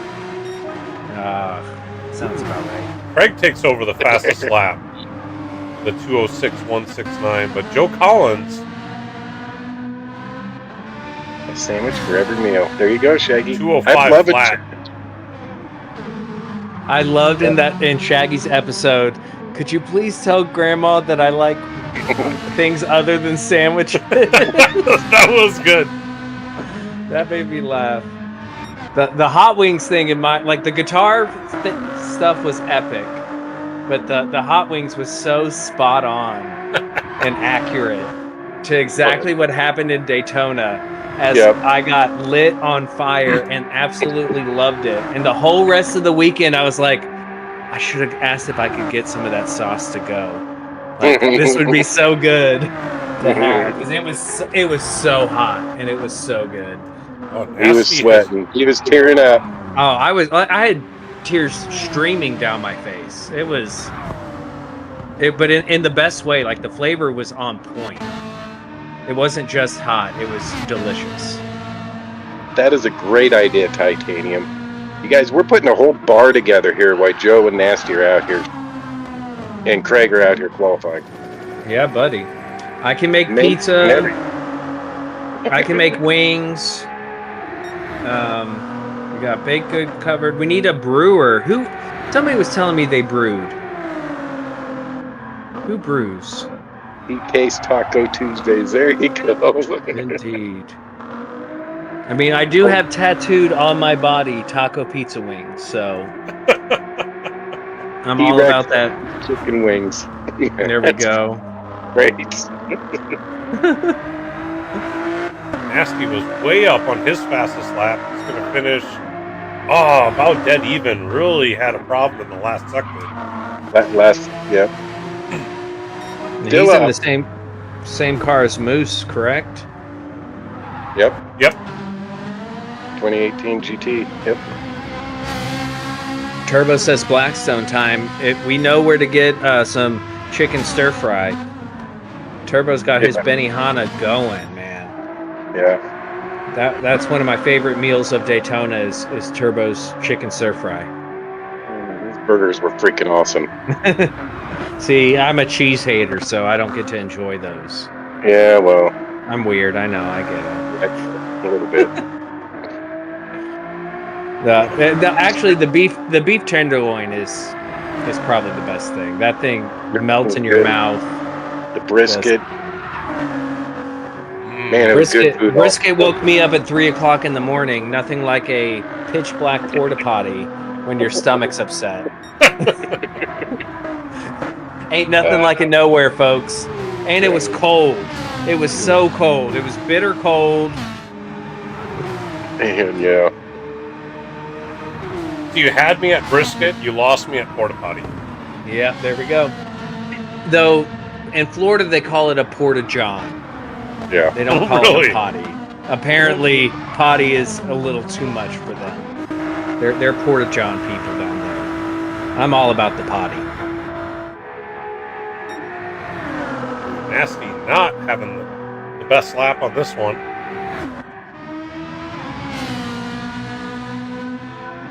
Like this is going to be the final lap for all three of our qualifiers. Joe Collins come to the time check. Off about 7/10, so it's not looking like. And Craig had an incident, so it looks like nobody's going to be improving on their last lap here. At one point, Nasty was purple and was looking to overtake the top spot. That's sweet.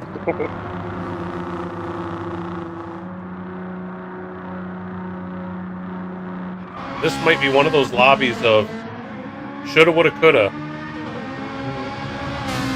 Hey, Wesley, I'll tell you what, that was really my introduction to brisket was in Florida.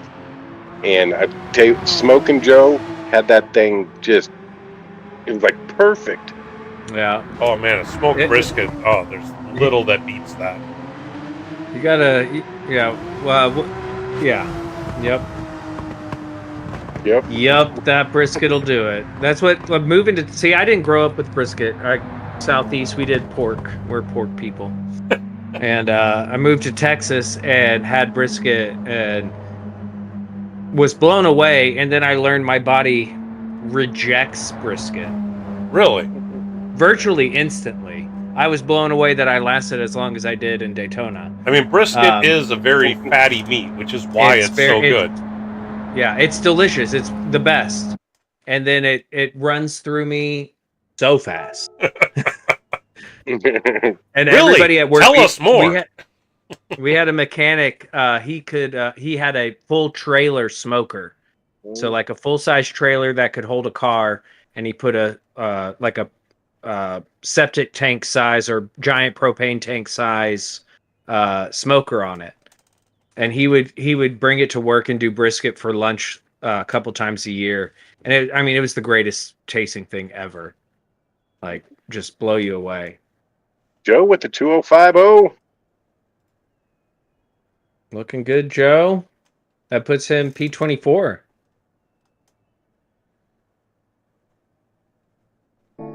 And Craig, P25. Right, Nasty with the P33.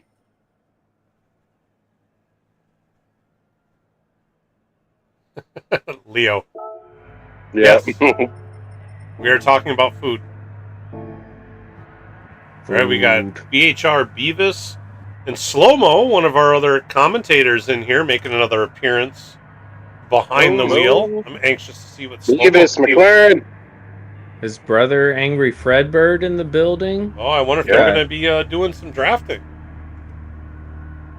We got the Hanky Tavern crew. Leo on wet tires. He's ready. Oh, he changed them.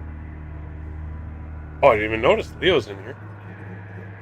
Leo's got to be in his screaming Mazda. Yeah. Proud to have designed the livery for that one. I was happy with how that one came out. In fact, Leo's car is on our cover photo this week for all the events. What? Very nice. That's T-rate. How did that happen? There's some shenanigans going on with that decision. I try to put new people on the cover photo each week. I purposely try to make sure that it's somebody different. Good call. Well done. Well done, yeah. Oh, Pub Josh, I see here, he said he missed Quick Trip. I did too. I moved away from Quick Trip, and then this past 2 years ago, we finally got Quick Trip. Great gas station. Better than Racetrack. Don't go to Racetrack. Go to Quick Trip. We have Quick Trips everywhere around here, but they're based out of Wisconsin, so that's why we have two in every town. That makes sense. Yeah, I grew up on Quick Trip and then moved here. We didn't have it. Moved to Dallas. They have them in Dallas, and then moved back and didn't have them. And I am guilty of getting a pulled pork taco or two and then getting some flaming hot Fritos. You put the Fritos on the taco and a Red Bull, and your day's set. I like how Beavis has put the comic WoW on his lithograph comics on the on the hood. I almost did that too. Good call, Beavis. I almost did that too. I like how he has Penalty Man on the top of his car there. But we really should probably mention, now that we're about halfway through the stream, that Lithograph Comics is sponsoring the second half of the PHG World Series Season 2 here. Lithograph Comics, yes, is not just a comic book store, but rather a comic book enthusiast bringing awareness to the hobby and the comic book collecting community. He is located on Instagram, and you'll find Greg, aka Litho, sharing comic book history, stories, and his personal collection spanning a 35-plus year comic book journey. That's Lithograph Comics on Instagram. Go check them out, and thank you for sponsoring the PHG World Series. Thank you, thank you, thank you. That said, Yes. Leo and Slow-Mo have started their hot laps.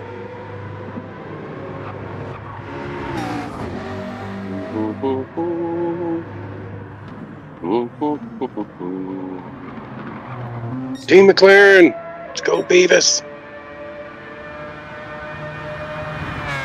I'm going to be upset if Leo beats my time. He probably will, but I know he's been working his butt off for the last 3 weeks.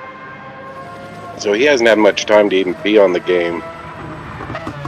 Hey, Leo, if you're listening, don't suck.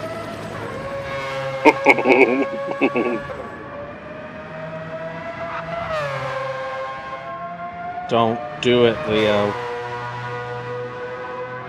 Don't make the livery look bad.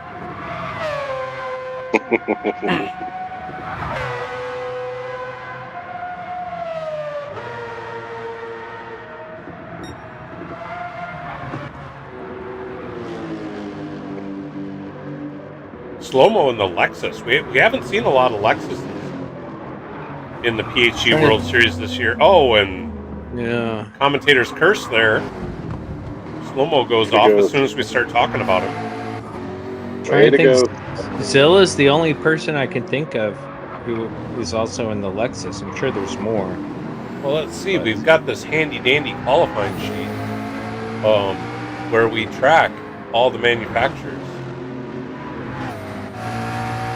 And there is Zilla, Johnny Boy, Enigma, and Slow-Mo have all put in times on the Lexus. Granted, we haven't seen Enigma since earlier on in the season. Yeah, week 1, week 2. Keep hoping they'll come back. They participate in the IRO G-Tech series on a different team than I'm in. But they've always been quick. In every lobby I've been in that they have also been in, they've been very fast. Evis takes the top spot with a 207.075. I think Leo also had a bit of a bobble in his lap, putting in a 209.165. Up on that time in the first sector. Evis also up. Missed Slow-Mo's time. They're all out of order. Mm-hmm. As qualifying tends to do. Gotta say, qualifying is the hardest to run cameras. It's so... because you see the car on track and you're like, oh, I'm just gonna go up to that car. And then you jump back to the last place, or... it's frustrating, I find. Leo's up almost 9/10 his fastest lap. So quite the improvement.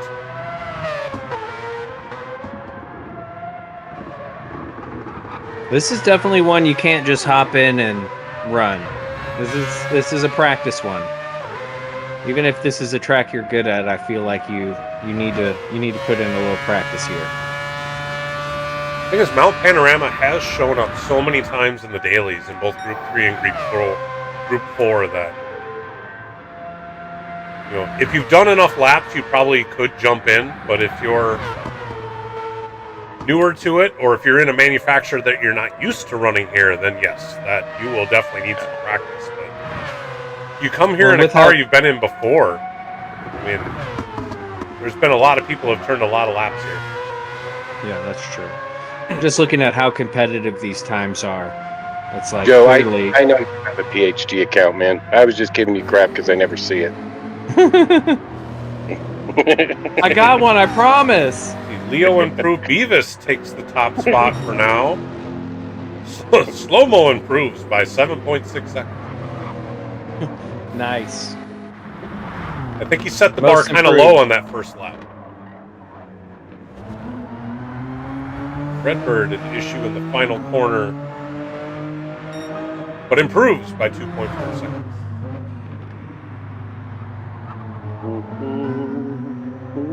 Catch up with Leo out in front. He'll be the next one to hit the time check.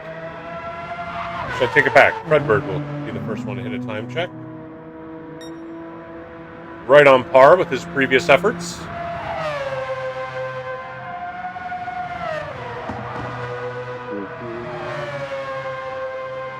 Leo hitting the top of the hill. Is up just 5/100ths of a second. Beavis coming to the top of the hill. Also 5/100ths of a second. Right, Shaggy, I should have. You are correct.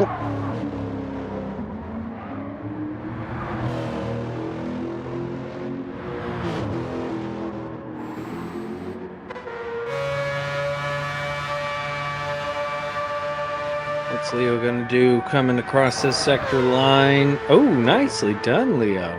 A nice improvement. So Beavis betters that. Slow-mo also up on his fastest.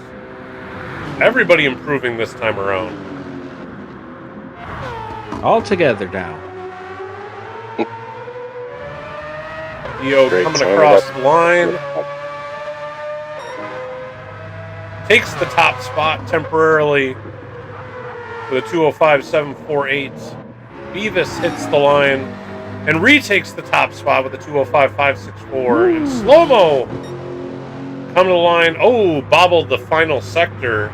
Ended up not setting a faster lap, but being fairly consistent.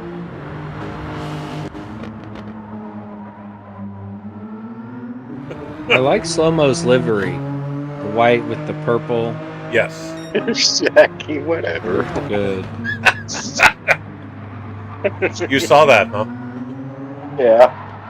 Whoa!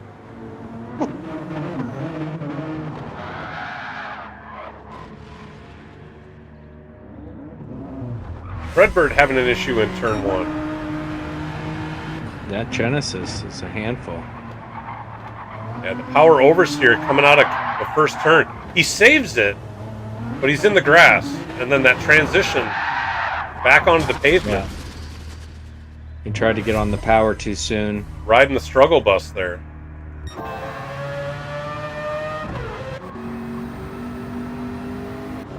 See Slow-mo coming to the time check. Ooh, he is down a second on his fastest lap.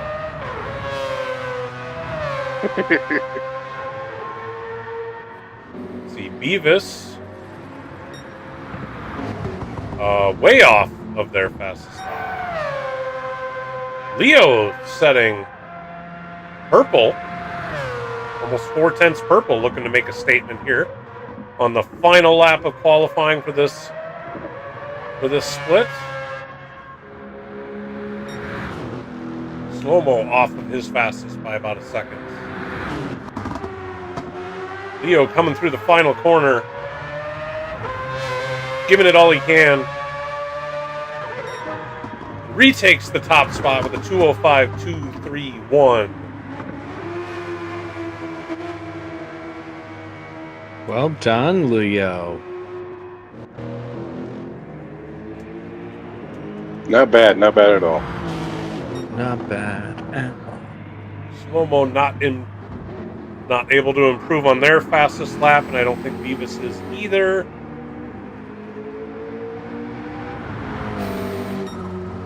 But finishes the lap for posterity. Nice. Gotta have that poster.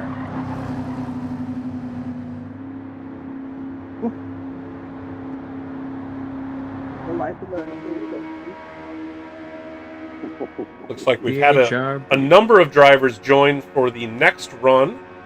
We have Been a little busy. over an hour left to go in this qualifying session. So for those waiting to the last minute to get their qualifying effort in, we are nearing that last minute. Get your gas Nice tanks job. in here. Yeah, how many are we up to now? What's our total qualifiers? 1 moment. I think 41. Let me get these times put in. 207.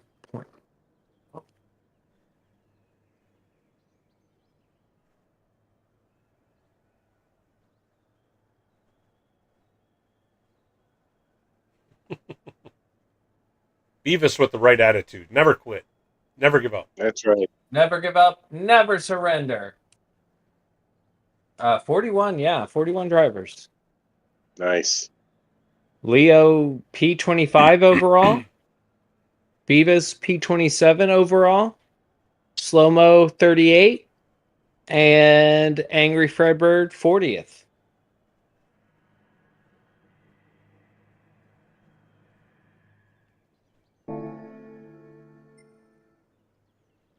Well, it looks like we have Metal, Strychnine, Dejan, and Nick B. Is Nick B new? I don't know this, Nick.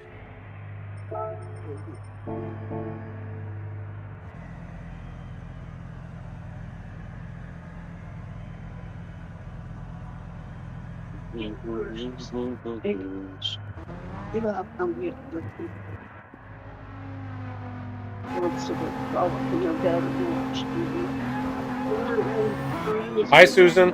Oh. Yes. Hi. We said hi. Hello. Hope you're doing well.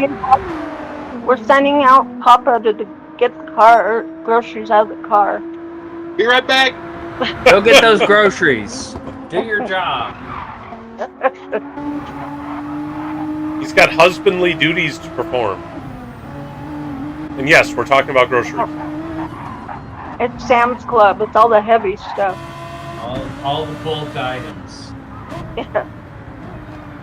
Nick B, this is very much a CBR looking livery, if I've ever seen one. So I'm wondering if this is another alt account. Maybe? Hoping somebody will fess up. And then Metal, we are all familiar with Metal.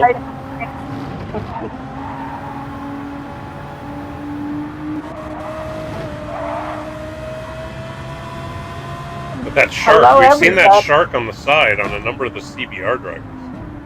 Right? So I'm wondering who is the secret Nick B. Nick B. I mean, Oh, so never mind. Dejan said that this is his buddy that he brought along oh, nice. to join. So this is a new driver that just happens to be using the same shark. So Thanks, Dejan. I'm glad you found us last week, and now you brought somebody else. Fantastic. awesome. That's wonderful. And it keeps growing and growing and growing. It is crazy. You see what you've done, Susan? Well, I give you guys something to do better than hang out at the bar. Yes, thank Fair you. enough. Thank you. I was enough. complimenting you. The initial investment is more expensive, but the overall investment is much, much less. Yeah, probably.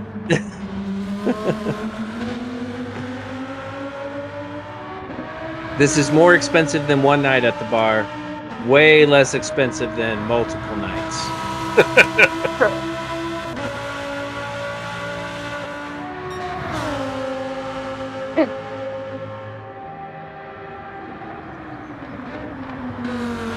Hello, Pink. I'm usually hanging out somewhere around. Just don't get on the computer as often. We call that lurking. Yeah, I do a lot of lurking. Pro lurker. Pro lurker. Somebody's got to keep an eye on you guys. Indeed. We appreciate your oversight. I'll tell I you got- if you're wrong. You know it. Ask Shaggy. Indeed. Although I don't know exactly how you get to the point where you can look over us when you're so short. Okay. All right, Sal. All right. I gotta throw the short joke out. You do. You know, it was the first thing out of your mouth when I met you. And then she's got to ask how's the weather up there? It was just raining really hard, but it's nice now. I think he was talking about me because I'm too tall. Oh, Because he's because you're too tall. Oh, gotcha.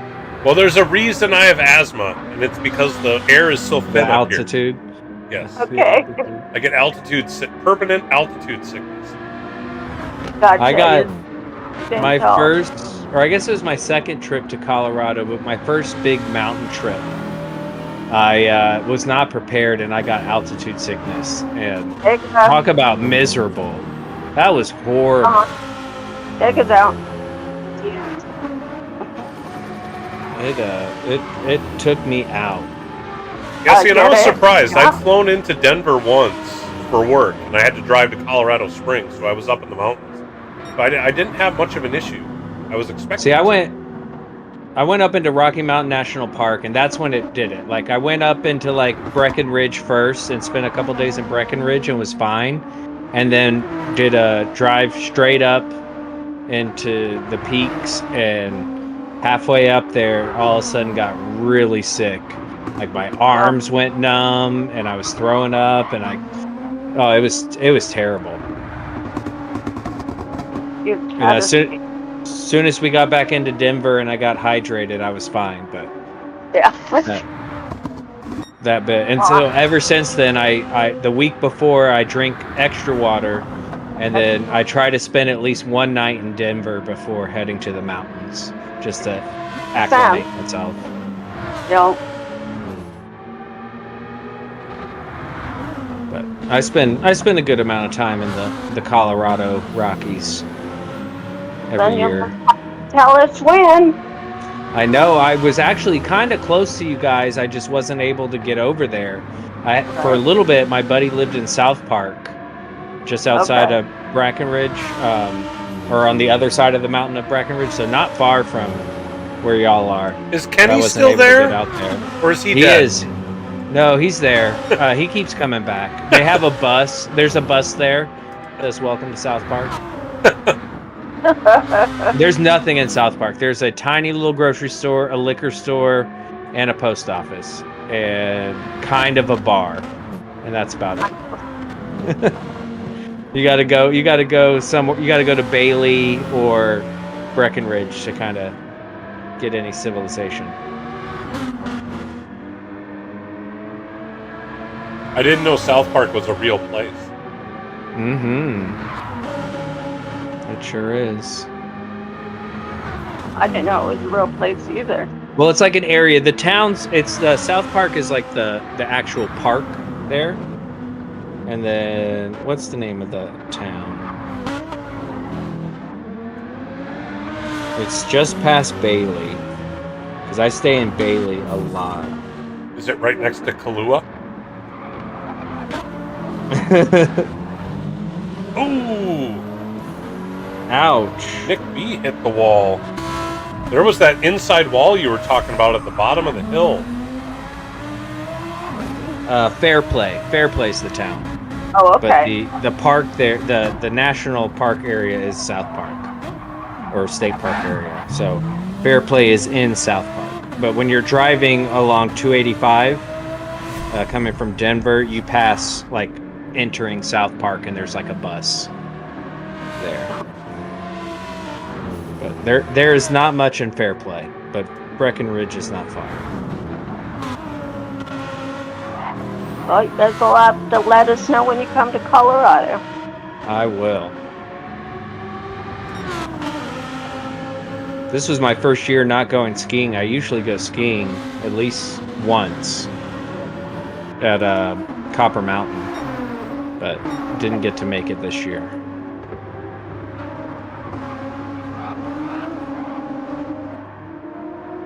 It looks like our top qualifier for the first hot lap is Metal, the 207.032. PHG Strychnine with a 207.252. So, is there anybody that can get up there into the 202s that's left to qualify? I'm kind of looking through these names to see if any big hitters stand out. I mean, there's Banana, we know is fast. Bobajito. Oh, Bobajito, yeah. Definitely. Evolved, Pyro, Wicked, the other Wicked, KP Wilcox, Wrench Wench. Okay. We got a few Cornbread. peeps.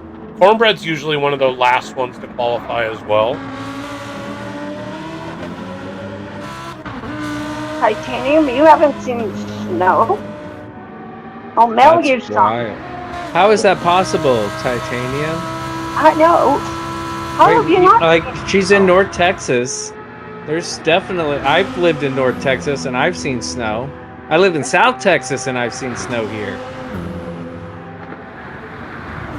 But I know Turbo hasn't, and it was crazy because the whole reason Hector couldn't make it to Daytona was he got caught in the snowstorm in Houston trying to get to Florida, and that craziness. And it was like and because North Florida got snow and everybody freaked out.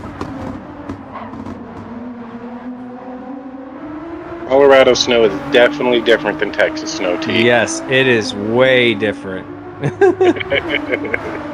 It's not as wet. The snow here is very wet. Yeah. Snow up there is it's what you see in the movies.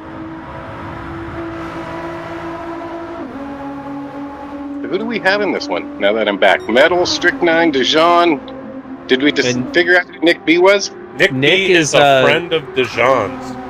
Yeah. Okay. Dijon Okay. brought him along, so growing the community. Thank you, Dijon. You get everything out of the old car? Oh my lord. Well, you know how shopping at Sam's Club is? There's no bags or boxes or anything. So everything's got to be one at a time brought in, or individual. So you grab as much as you can. As it looks like Metal has a little incident coming around in the GTR and this hairpin, and this is he gets too close on the apex there. And then Strychnine gets a little squirrely right behind him. Yep. It's like both of them had an incident in the same corner. Just on different walls. One on the outside, one on the inside. Geez, all you people that have never seen snow. It's like here in Minnesota, we see snow on any day that ends in Y. Yeah. Yeah. Yeah. Pretty much every month of the year. I think if you go to, I looked it up once, that there has been snow in Minnesota every month of the year. At some point. I couldn't do it. I know enough people who grew up in snow or lived in proper snow, and I'm not up for that. Like, I hate how hot it is here, and I complain and complain and complain, but I'm not waking up early to shovel my driveway or to get the snow off my car or to deal with the crazy leak that's happening because the snow is built up. I'm not doing that. I'm just not. Yeah, but see, then you don't get to make snow angels or snowmen. Well, I can still do that like once a year, or go to Colorado on vacation and do it. I'm not trying to do it on like before work. I'm not trying to deal with snow before work. Like when it snows here, work is canceled. When it snows there, that's just another day.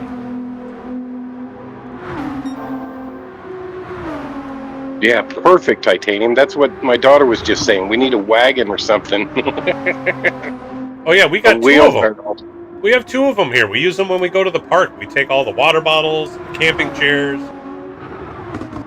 down to the park so that the adults can sit in the chairs while the kids play. Yeah, those little wagons are relatively cheap. You gotta get those the rocking chair foldable chairs. My parents have those. My brother brought them last time. Oil can. And those things are insane. But yeah, they do the wagon and take it down with all the comfy chairs. That's nice stuff. Oh, Metal's up 8/10 on their previous fastest lap. Looks like, God, we're at the end of this qualifying session already. Everybody's on their final lap. With the fastest lap right now being a 2:07.032. Cody, welcome to chat, but I think you're about an hour and a half behind on the stream. Which he'll hear you say an hour to an hour and a half from now. Right. Dijon just spun out in P3 in the braking zone at the crest of the hill. I don't know if we're able to see it. It was pretty epic. Yeah. Oh, he went off in the grass. Oh. 360 no no-scope. Round and round.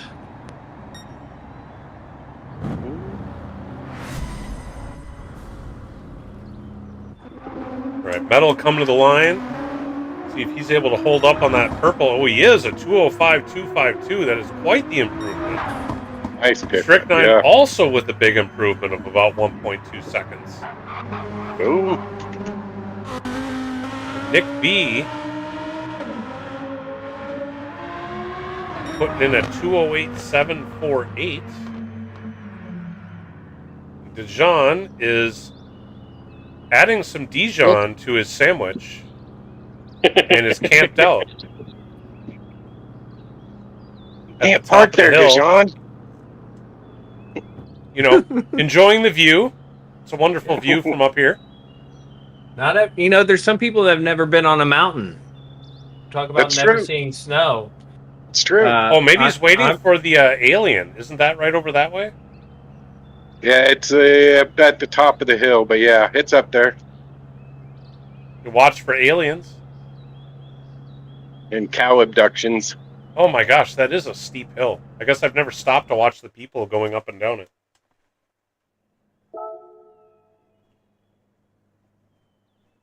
That looks like Laguna Seca steep. Because that's another steep drop going through the corkscrew. Corkscrew, yeah. I like watching IndyCar at Laguna. Watching those high downforce IndyCars do the corkscrew is pretty cool.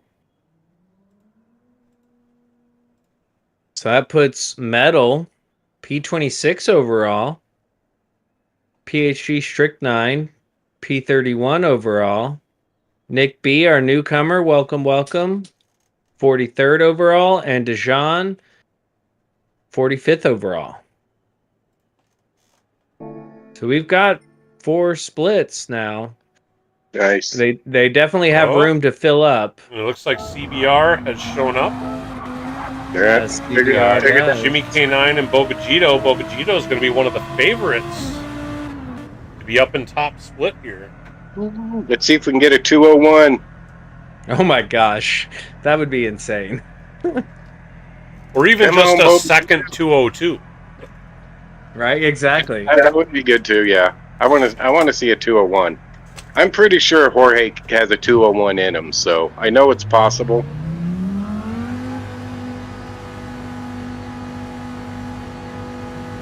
Let's see it. We got Spaz, Jimmy K9, Bobajito. All right.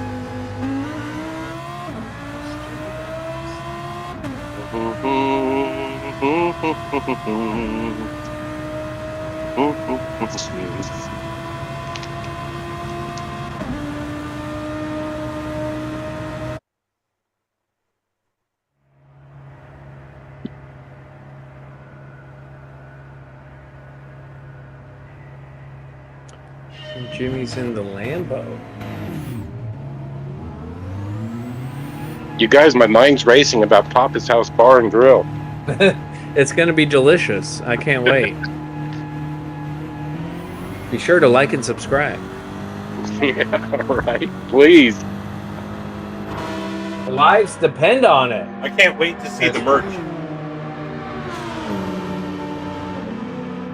That's actually the thing I've said when I hit 1,000 subscribers, and now that I'm just over 900, the thing I plan to do at 1,000 is to have merchandise.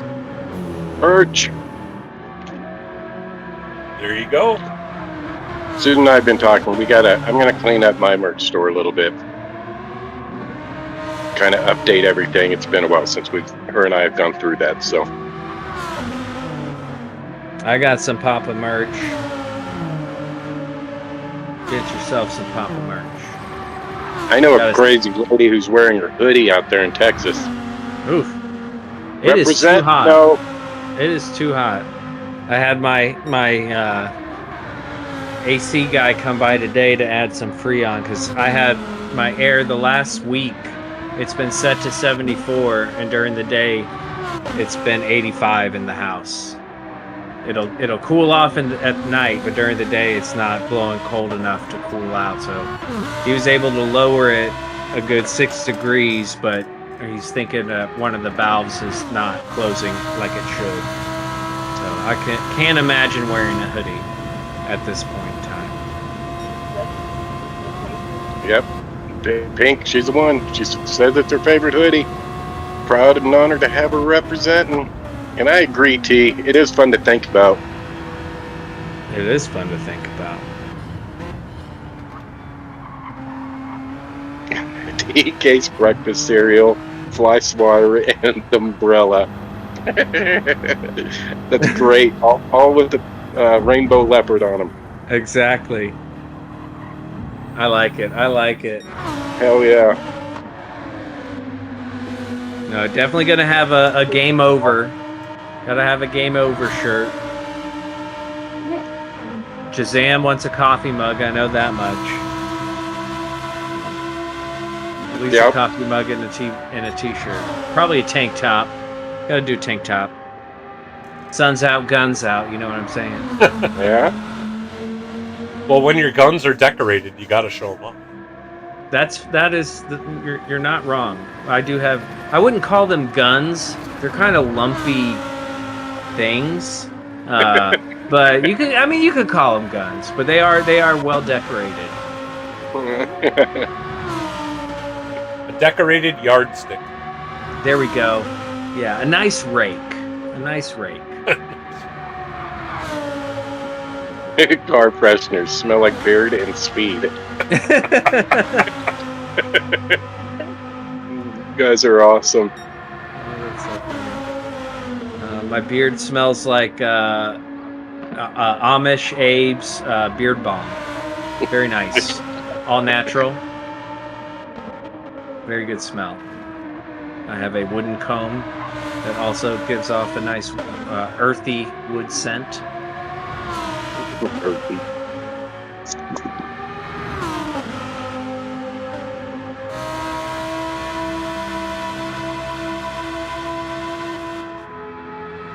What's Jimmy K9 going to be at? Looks like all three of the CBR guys have spread out quite a bit. They're not planning on doing any drafting or helping each other in this particular stint. Indeed, and this is it's a tough track because the only spot you can really draft is that final sector, and to time it to get down the hill to work together is pretty tricky. It's best to have some space. Yeah, just like we were talking about at the beginning of the stream, you've got half the track where you really can't pass at all, and it's just you need to run in a line, and then the other half the track is just straight lines that you could draft, but like you said, unless you can get hooked up, if you have the same speed on the mountain, like that'll work. But for the most part, that's probably only going to work if you're in the same car, because there's different cars have different strengths. And either you're up and down the mountain fast, in which case there's a gap. Yeah, and it's basically the tow car needs to sacrifice their lap. In other words, they pull you all the way and then get out of the way and let you go. Because you do need downforce, like to do that corner flat out. You can't do that following somebody. You got to lift. So somebody would need to be sacrificing their lap for the good of the other. Well, what you probably need to do is take whatever car's good on the mountain, have it lag back a bit, so you're catching up while heading up the mountain, so you're outside of slipstream range, and you get into slipstream range by the time you get to the bottom of the mountain, when the front car is faster and can help tow the slower car around. But that wouldn't work in reverse. Right. It would ruin everything if you tried to do it the other way around. Right. The car going up and down the mountain would just need to kind of, you know, sit back in a lawn chair and wait at the bottom of the mountain for the fast car to get there, in which case the fast car could probably pass them on the straight anyway. Yeah, I don't know. It'd be really tough to do. Over 2 seconds up for Jimmy. So that would put them in a 206. Still burning fuel. We're seeing that they don't really put in their best time until that right around this coming lap where they're about half a tank. But a 206.471. Looking good. Bobagito. So we got Ritz, and now we got, is that Cheetos? Yes. I'm seeing there on Bobagito. Bobachitos. Very nice. Bobachito. Bobachito. I see what you did there. Good call, Sal. Spazua up 7/10. Bobagita up 3 seconds to a 203. Wow. 234. So that's what we're talking about. that puts him P2 overall. So all of a sudden we have a major player. Come on, Bobachito. 201. Another Shaggy? quarter of a second, and we'll have our second 202.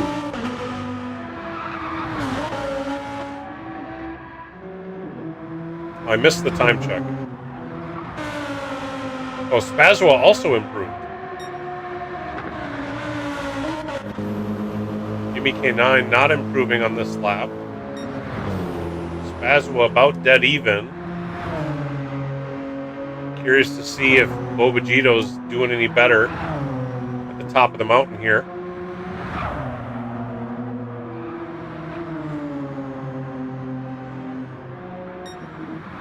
Oh, about even. Still even, yeah. And we've seen this Genesis struggle on the downhill. I'm curious to see if he's able to stay about even or if he's going to lose a bit of time going down this hill.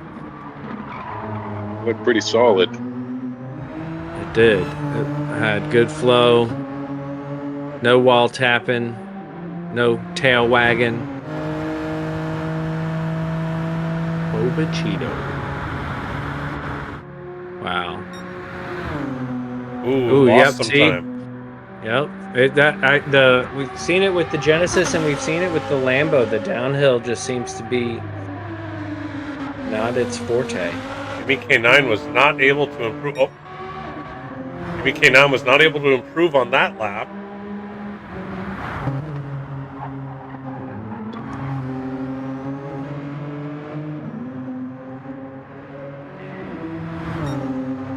Ooh, only down by a 10th. One more lap to do better.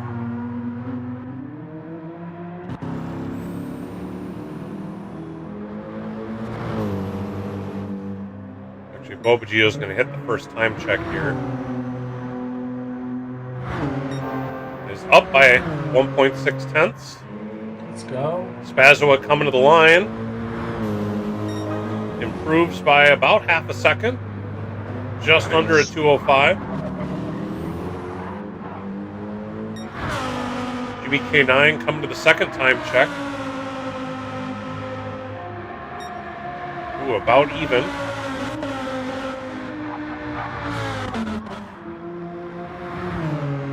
Bobagito trying to fly up the mountain.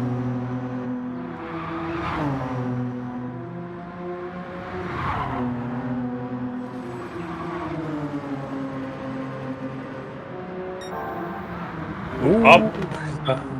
They're purple by only by 5/100ths. Where's Jimmy gonna be? Jimmy's up by a 10th and a half. Very nice. 10th and a half. Spazua coming to the second time check. Hitting the top of the mountain. Oh, God. Almost Wow. completely dead even. Oh, Bobagito's up 2 tenths. Oh, he needs another like half a tenth to get into the 202s. Come on, you can do it. Nail Jimmy it. comes across the line with a quarter-second improvement. Oh, and Oh my Bobogito goodness. pushed it just a little too hard. See what happened here as they came to the braking zone.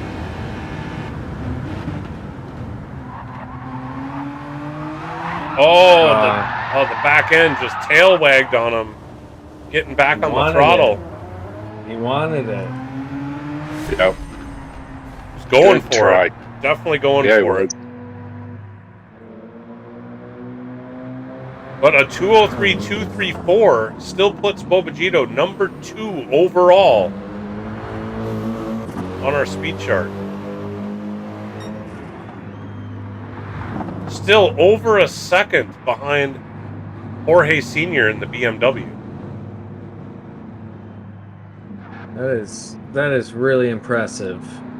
Oh, the lobby glitch.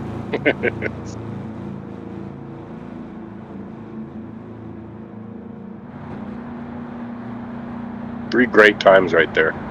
Indeed. Nice job, CPR. TBR not disappointing. Bringing the heat. Bobogito 203.234 is a very fast time. Indeed. Spazua P35 overall, and Jimmy K9 P. What is going on here? P 38 overall. Here, let's fix that. I don't know what happened. That confused me. I Sure. probably did something. All right, I fixed it. All right, thank you. It was showing like 100th, and we're like, that's not right. There's not 100 people in here. He's not in the 105th place. That's next season. Oh, geez. Oh my goodness. Papa Oso. Oh, we're going to be running splits on Friday, Saturday, and Sunday. And Sunday.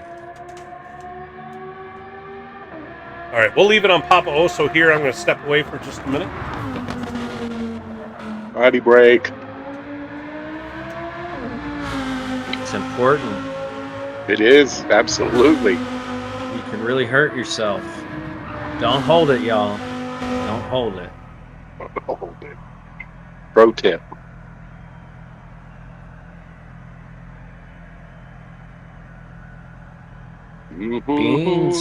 Beans joining the lobby. He's going to wait till the next round. Okay. Where is Spaz at? They're asking in chat. Spazua is P35 overall, in between Fernando and Speed Bump.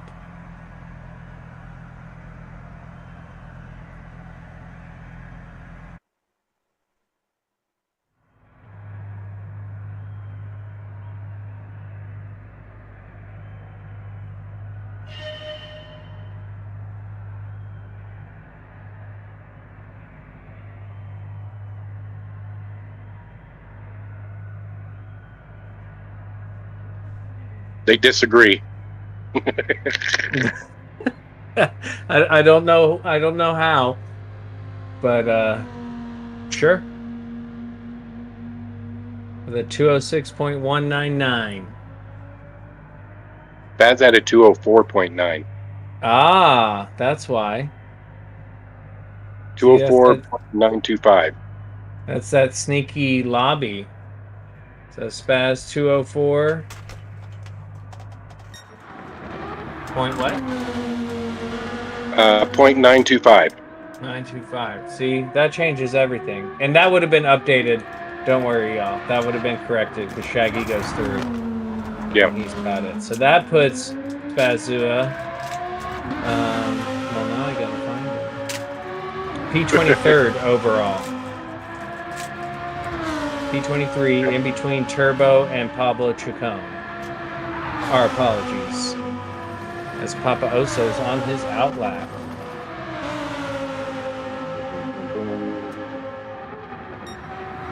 No, Jersey, there's only 10 drivers under a 204. So yeah, if you can get in that 203 range, There's 4 more spots for you to be in split 1 with the 203.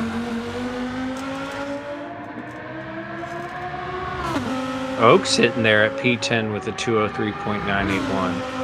Very nice.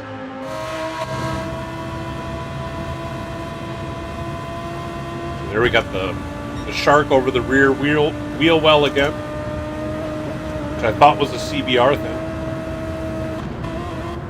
Turns out people just like sharks, bro. It's Shark Week, isn't it? According to my Hulu.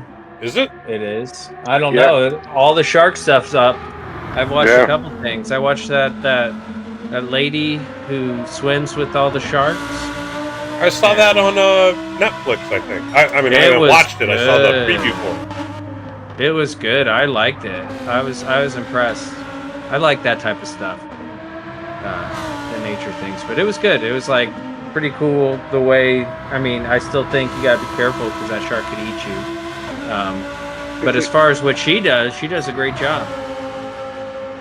And her, the guy who does the cameras and stuff, they seem to not be afraid.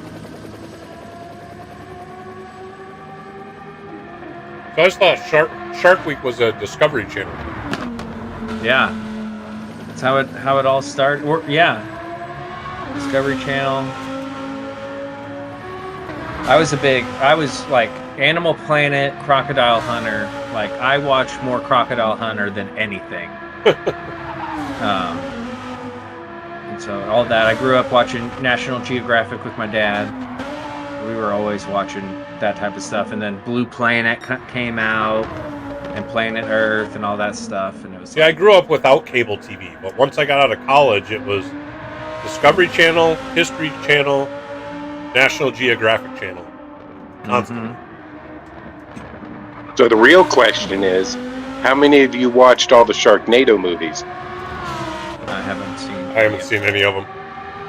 I made it through about halfway through the first one, and I never went back. So bad.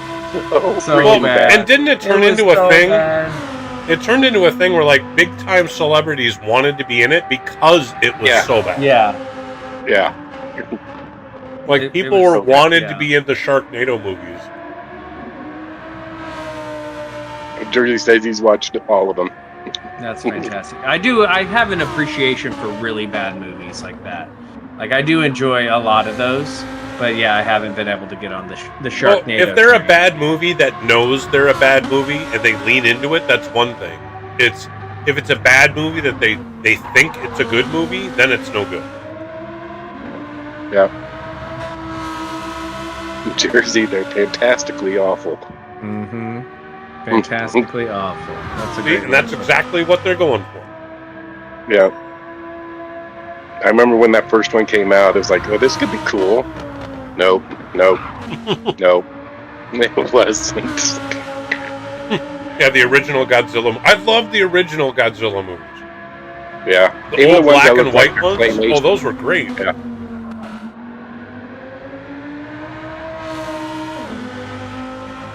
Yeah, I grew up watching all the old Godzilla movies and the original King Kong.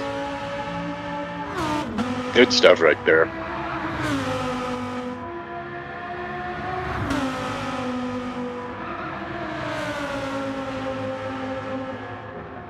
Papa Oso with the 205. He's on pace for a 204. Yep.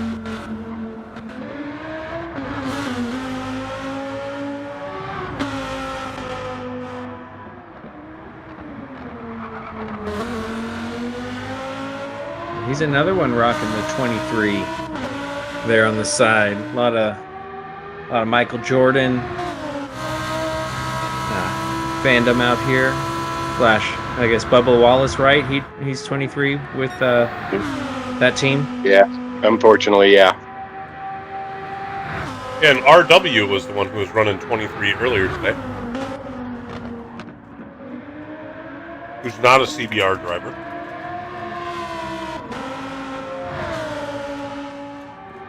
RW, he's RSR, isn't he? RW, yeah. He's RSR with Zilla. Ah. And Pablo. Pablo. Yep. There we are at 204.5. Nice. Very nice. I guess Alex Albon is also number 23. So if you're into F1, Alex Albon, number 23 there. I'm an Alex fan. I have his slot car. Actually, I have two of his swirly slot coming cars. out of the first turn here. Ooh, saves it. Wow, we saw multiple people not be able to save it right there. So good on Papa Oso. It's probably going to kill this lap, but he's got 2 laps, so he needs to get around. Gives you confidence for the race, knowing that if something like that happens, you do have the ability to keep it together. Currently sitting P19 overall. Only 1/1000th ahead of Talon.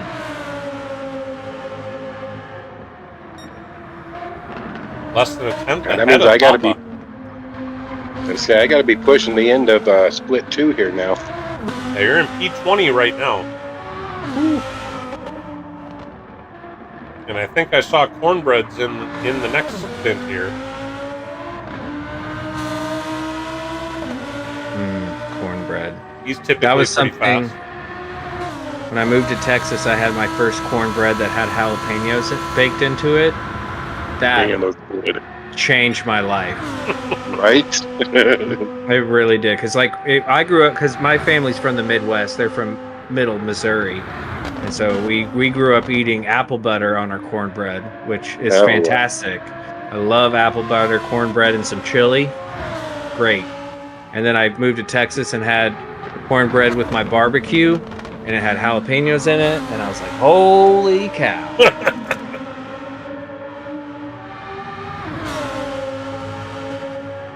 It's like when things you're used to being sweet become savory. That was like with grits. We had some friends in college, went to school in Tennessee, and they came from Pennsylvania, and we went to Waffle House, and they asked for sugar and syrup with their grits. And me and my buddy were like, what?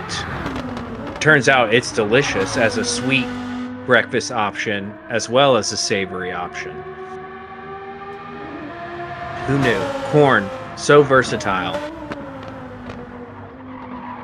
Papa Oso's up in split 1, sector 1. Oh! Tags it. That's that tough hairpin there. It is the tightest turn. Well, is it tighter than the? Yeah, it's tighter than the Falcon turn at the bottom of the hill. Definitely the tightest turn on the track. Well, it's tricky because one is uphill and one is downhill, so they feel so different. So different. Not looking like he's going to be able to improve. Whoa! I sense a little frustration there as he comes down the hill. Yep.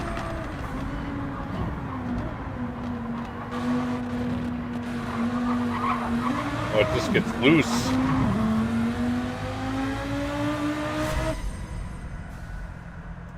So And it looks like he's going to call it. P19 overall. Oh, there's Better Dan joining the lobby. Nice job, Papa.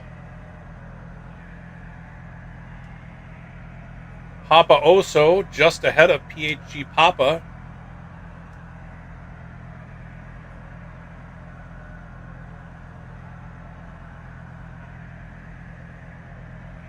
They got some Papa Squad gaming going on there.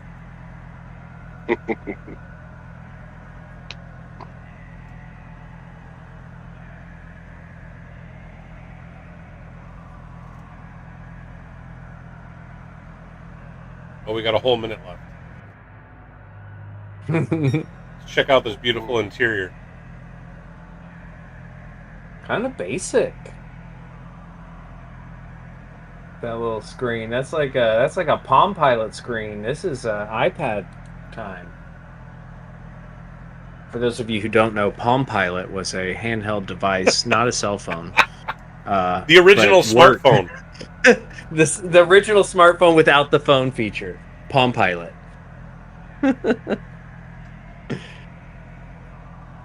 I had a Palm. I think my first smartphone was a Palm, but it wasn't a Palm Pilot. No, yeah, they came out. Yeah, Palm and BlackBerry both came out as kind of the first smartphones. No, but prior to that, mine was a Palm 3, and it still had the full keyboard buttons. Yep. But it had a relatively small screen. But that was my first quote-unquote smartphone. I had a BlackBerry, the blue one though. But it was still called a BlackBerry. So yeah, full keyboard and like that weird backlit screen, but not like an LED screen. It was it made texting really easy and emails. Oh my, we've got K-Dub, Cornbread, Vetterdan, Jersey, Beans, Dirt McGirt, all in this lobby. Oh, it's gonna be busy. Well, we're down to the last 20 minutes. This might be the last run. Some room, y'all. Spread out. Spread out. I mean, unless we go real quick, maybe Shaggy will do one more, but this might be the last split. We're currently sitting at 49 drivers have qualified. We have got, what do we have, 6 in here? Vetterdan, K-Dub, Dirt McGirt, Cornbread, Jersey, and Beans. That's 6 more. So that's going to put us at 55 drivers.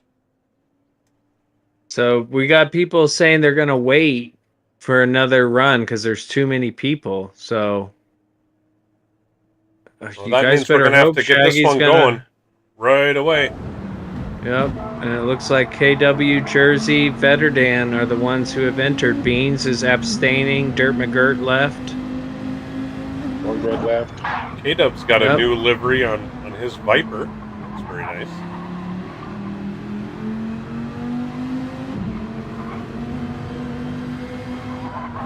So it's like all the CBR guys are going to wait.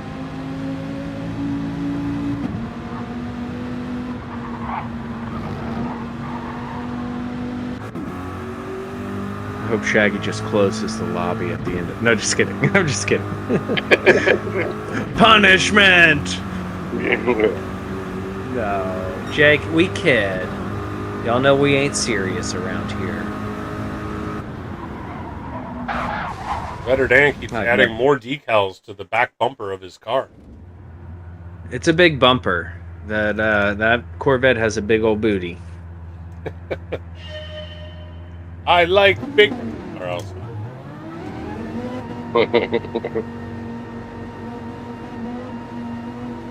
Sir Mix-a-Lot was definitely my era, middle school. Oh, for sure. I know every word to that song, of course.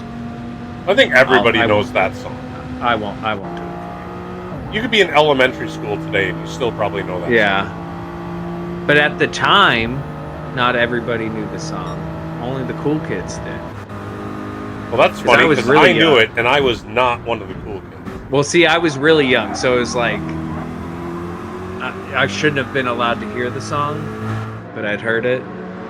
Yes, I want to say I was, what, probably like 7th or 8th grade when that came out, I'm guessing. Yeah. Yeah, I was in the lower elementaries. You youngsters. Hey, I'm not that far behind you, Papa. If you were in 7th, 8th grade when that song came out, you are. I'm only far enough. I'm maybe only he was 6 years younger maybe he than was you. late to the game. Yeah, well, okay, that's true. Yeah, I'm only 6 years younger than you, if I remember. I'm just what? I'm what, about 2.5 months, 3 months of being 56. Yeah, I'm 49. I'm about 49 and a half. So yeah, about 6 years. You guys got some time on me. That is faux show. Yeah, whatever. We have wisdom. Who is Full Speed Racing Team? FSR? Yeah, FSR is the IRO team that I raced with.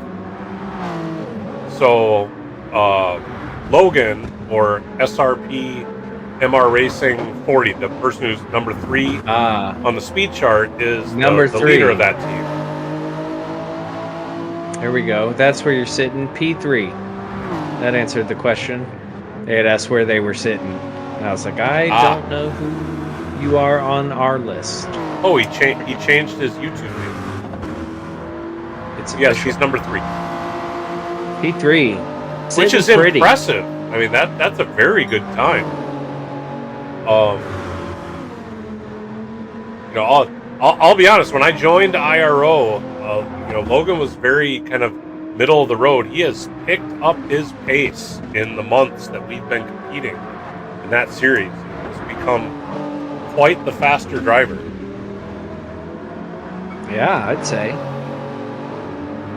But when you're doing, you know, endurance practice, you really get to know the car, right? Even if it's a different track, you really learn to understand what the car does under different fuel loads, under different tire wear. So I can see how doing a few months of enduro racing and practice really elevates your game. Well, and I think the other thing that I think was a bit of a hard lesson to learn is that when you start endurance racing, you really have to go into the race with a different mindset. That you're not trying to make passes on the first lap or even the first 5 laps. You're settling in, you're running your race. It's very much you're running your race. And when you do that, you naturally get faster and you naturally start to pass people. Like you don't have that daily races. There's only 5 laps here. I've got to take every position, every opportunity I get because you don't have much time. When you've got a 2-hour stint, whoa! What happened to Vetter Dan there in the background? he forgot to brake. Hold on, we'll get back to P4. Oh, I think I missed it. I'm not sure what happened there, but yeah, he went all over the place. He went straight where he was supposed to turn left. All right, so K-Dub with the fastest lap at a 2:05.274. But yeah, in those endurance races, you have a 2-hour stint, which means you have all sorts of time to figure out what you're going to do.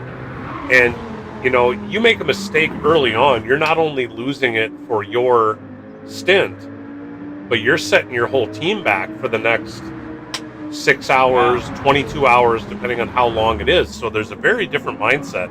And in doing so, you learn, you kind of hone in on where the limits of the car are, and you know how to drive it at 90% instead of 100%. Yeah. And that actually makes you faster, because when you're trying to drive at 100%, as soon as you go to 101, you lose a whole ton of time. Yep. If you're driving constantly at 90, then you go a little over 90 and you don't lose anything. You end up so much faster by the end. And I think anybody who has a chance to run an endurance series, and not just one race, but a couple of races, you really get a feel for what racing is really all about. Because the daily races, being the sprints that they are, unfortunately reward bad behavior. You know, and really cause people to be in crisis mode all the time. At least, and I think I've seen this, in the GTWS races, they're normally longer. They're 45 minutes, an hour, and they're generally not as chaotic as the daily races. At least in my experience. Yeah, and you'll see drivers who dominate in the dailies not do well in those races. Right. And vice versa. You get people who are constantly mid-pack. Like, I mean, I'm one of those examples. In daily races, I'm constantly mid-pack to back of the pack. But in the GTWS races, I end up being top 5 most of the time. Like, I just get settled in, and away you go, and that's just my kind of race. So I enjoy the endurance races more so than the dailies and the sprint races. So, you know, that's why round 1, when we did the Nürburgring, which was a long race, back in the Season 2 exhibition, that very first race that, what was it, Lyric put together, was an hour and 15-minute race, I think, or an hour and 20-minute race at Le Mans, and that one was fun. Loved that race. But I know some people don't want to sit behind the wheel for that long. You know, especially if you're not on pace with everybody else, it's, you You know, it can be an hour, hour and a half grind of that isn't very rewarding, but if you just kind of stick with it, it can be. Anyway, sorry, got off my soapbox. No, it was a proper box of soap. Very nicely done. Box. It is fun when and that's what I love. I mean, I wouldn't call most of these races endurance races, but the fact that there are strategies involved and people are having to think about pits, especially here where the pit stop is very tricky. You gotta brake hard to get the pits, and it's so easy to run deep. And then, do you take the 3-second penalty or do you do another lap? You know, it's tricky around here. Shaggy corrected me, it was Sliced that put together that Le Mans race, not there. Apologies to Slice for getting you confused. Although Sliced and Lyric are about the same pace. For me. Fast. I think of them as like the same seeing them people. around each other. Yeah. I was in Daily Race A lobby with Lyric and another PHG driver who's I'm forgetting, and it did not go well for me, but it was still a fun race. But I was like, oh wow, I'm in a lobby with these guys. Well, PHG Jersey goes purple and takes the fastest lap of this stint. And a very 90s retro Supra. Yes. It looks great though, man. It does look great. It has Saved by the Bell written all over it. I'm a big Saved by the Beller. I mean that as a positive thing. Even after all of Screech's antics after? Yeah, because he seems like a pretty... And he's purple again. Not so great guy. He seemed... Rest in peace. But yeah, I mean, I'm a big Saved by the Bell fan. K-Dub, way down on his fastest. Missed Better Dan's checkpoint. Checking with Jersey here, who was purple after that first sector, right? Yeah. Getting to the top of the hill. Purple again by 7 tenths. Looking like a low 204. Dan may catch that slip from K-Dub going down this stretch. Yeah, he may have timed this just right. K-Dub is way off. Better Dan is closing in. I've got eyes on Jersey, so you can keep on Better Dan. We'll see how they finish up. Jersey about to go across the line there. He's up almost 8 tenths. Jeez. So Jersey definitely looking at a low 204. These two come across the line. Where are they going to be? Can't find a Better Dan. With a 204.4. Very respectable time. Jersey bringing it home. Coming through the final corner. 204.2. Ooh, he lost a lot of time there. Oh, that puts him just barely in top split. Oh no, he didn't lose a lot of time. It was because Better Dan set up better time. Provisionally, that puts him P13. P13 overall. Now PHG Racer 51 is on the bubble for P14. Better Dan in P18. K-Dub in P32. We have had 52 qualifiers so far. We got a few waiting in the wings I guess we're running late tonight. Somebody put on a pot of coffee. No, if I drank coffee right now, that'd be a disaster. Shaggy did say, so if you're out there, but Shaggy said this is the last qualifying section. Evolved hopping in. Dirt McGirt. Beans. Cornbread.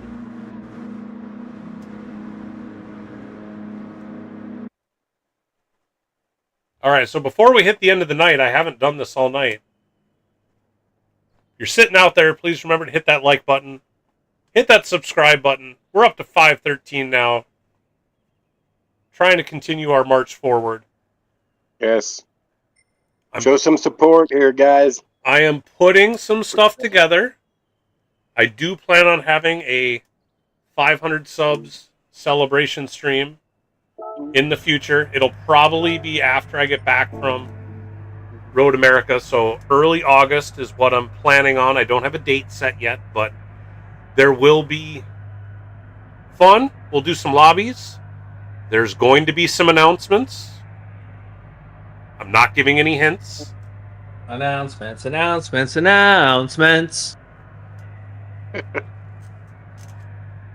But for anybody that's enjoying this type of stuff, you know, we run qualifying, we run league races, I participate in league races where I'm driving, I do livery design, I sometimes run my own lobbies. Lots going on here.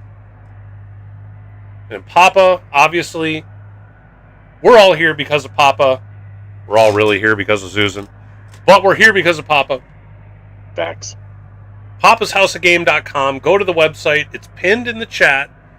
It's got all the information for the league, along with all the information about the rest of the PHG community. T-Case also, he runs his T-Case Tuesdays, which are custom lobbies. He helps host and broadcast these league races as well, not only for the PHG League, but also for the Naughty Racing League. You know, he's got his foot on the pulse of what's going on in the GT7 community as well. Go check out T-Case's channel, T-Case 101. Go check out Papa's channel, Papa's House of Game. It's a good time. It's a good time. You've been informed. Now you know. Now you know. And knowing is half the battle. G.I. Joe. Go, Joe. Sunday fun day with C-Dubs and Jorge. That's right. You know what? I'm hoping I don't have to go out of town this week because I really want to participate in Sunday Fun Day. And I guess also to add, you guys were mentioning the endurance races. MF Wesley and Wrench Wench have been putting together some endurance races, so keep an eye out for those too. And I saw MF Wesley and DMC did a collab as well recently. T-Rex Arms and DMC. So a lot of people putting in work, making fun. It's you can tell that the GT community is eager for something. Yeah, we're eager for something, and it's not, well, it's starting to be given to us in a few races here and there, but overall we're having to make it our own, and thankfully we're able to do that. So I mean, you do have to give a shout out to PG or to PD where it's due, that they give us the ability to do things the way we want to do them. You know, I mean, they host their stuff, the daily races, the GTWS, and they have their formula and what they want to do, and that's fine. But they actually give us the ability to run leagues and to do our own lobbies and to do our own thing. And, you know, think outside the box, you know, and stuff like that. So, you know, give them credit for at least allowing us to do that kind of stuff. Absolutely. Oh, absolutely, Dan. Absolutely, Dan. Yeah, NASCAR iRacing is going to be. I'm going to get in on that when that happens. But as far as the PD thing goes, like for me, I prefer road cars, sport tires, comfort tires, and the fact that I'm able to run races with, you know, not your typical GT cars on a weekly basis, I greatly appreciate it. And apparently, there's enough of y'all out there that appreciate it too, because y'all show up every week. See, and that's the funny thing is there's what 523, I think, cars in the game. Most of them are road cars, or most of them are not Group 1, Group 2, Group 3, and Group 4 cars. But all the daily races are those. Which, and that's why I like Daily Race A so much, because it's typically a road car. This week it's Red Bull Juniors, but Red Bull Juniors are a different category. But the race we had last week in the Lancia, and then the week before in the Civic, like that's 3 races in a row with DR being gained that I greatly appreciate, because I don't necessarily gain DR in GT3 cars. Right. Dan, early reports is there is no cross-platform play for iRacing NASCAR. As long as they can do big lobbies, I Right. think. Because cross-platform could hinder the gameplay in some ways, but as long as they can do 20 plus lobbies for NASCAR. Because really, like how many NASCAR there are in a race? 40? 30? Almost 40. Yeah, almost 40. Used You to can be get close 43. to that. That would be insane. I can tell you there's 36 charter teams right now. And so I think that we're usually somewhere between 35 and 40. It depends on the track and everything. But Yeah, who all wants to be there that week? Like Watkins Glen. right. It seems to get some special entries. Motion sim and the PHG bar. No, yeah, we'll need a sick bucket next to it as well. So that's a lot like when you go to Texas Roadhouse and you get the bull that you get to ride, the full motion Right. sim at the PHG bar. Totally makes sense. Totally.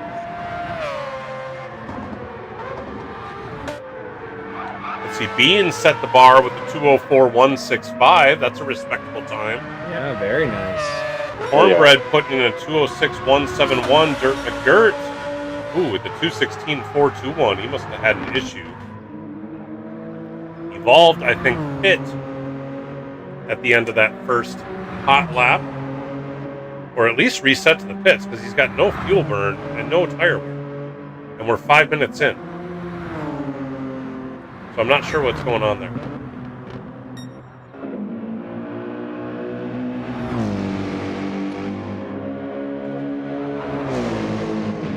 The AMG is a good car around here. I think he could improve a bit on that 204. He's Bean up was almost in a- half a second. He'll be low 203s, I think. It's looking like it thus far. He's really handling that well down the hill. Can you get on the throttle early enough without wagging the tail? Oh yeah. Looks like it. Just almost kisses the barrier there. And just keeps on going. That AMG in real life sounds so good. It does. It does. Hell yeah, it does. And it's so small and so much bigger at the same time than you would think. Like it's smaller than all the other cars out there, but it's huge at the same time. Well, that's like the McLaren looks like a go-kart. Yeah. The McLaren is such a small car.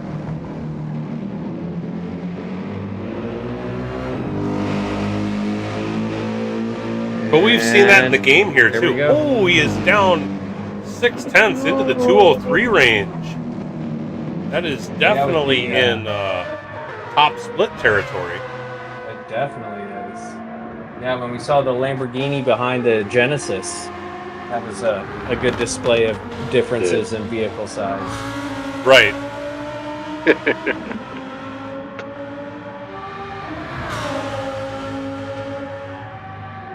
Dirt McGirt with the I had 206. my rental car this past week was a Genesis G70 all-wheel drive. I really liked it. I was like, this is nice. I don't typically drive the luxury cars.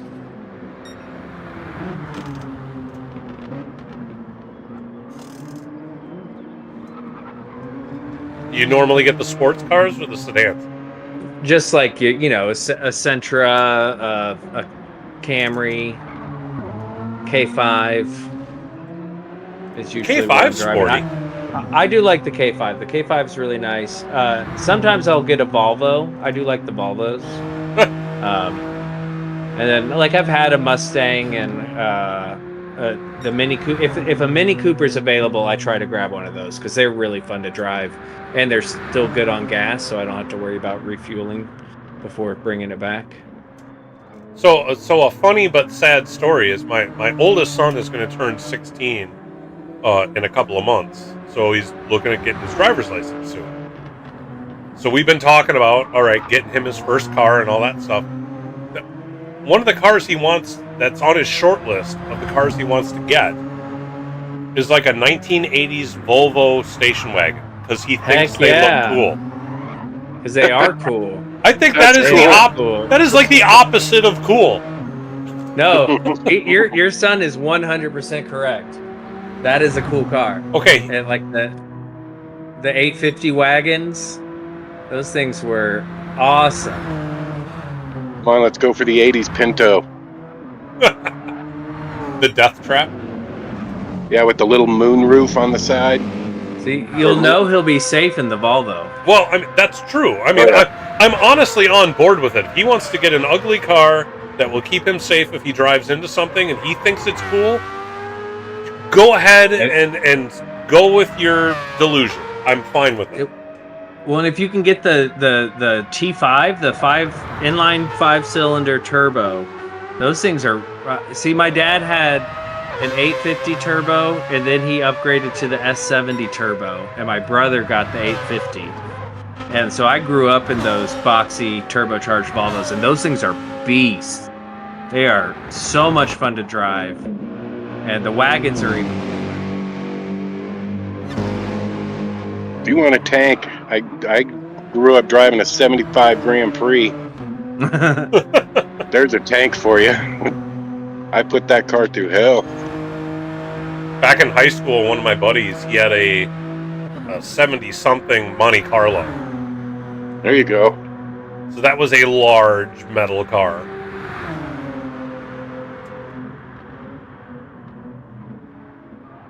I don't think we ever worried about hurting ourselves in that car as much as we were worried about hurting other people. Yeah. With their bouncy suspensions. You're just like, wah. Well, so when I turned 16, I got my parents' 76 GMC pickup. That's what I got to drive around in. That's awesome. Nothing wrong with that. It was a short box. I often said it was a bird because all the panels were rusty, and when you got up to like 60 miles an hour, the body panels would flap, and it looked like you were trying to take off. That's awesome. Ooh, unable to improve there by Beans. Evolved got himself up into P2 here in this split. They did. Which was a 204.994. Dirt McGirt coming around to his last attempt. Not looking good. 209.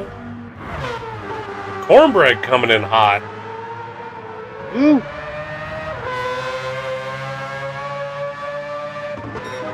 Does improve 205.365. But Beans, the star of this split with the 203.489, puts him P7 overall. Definitively in top split.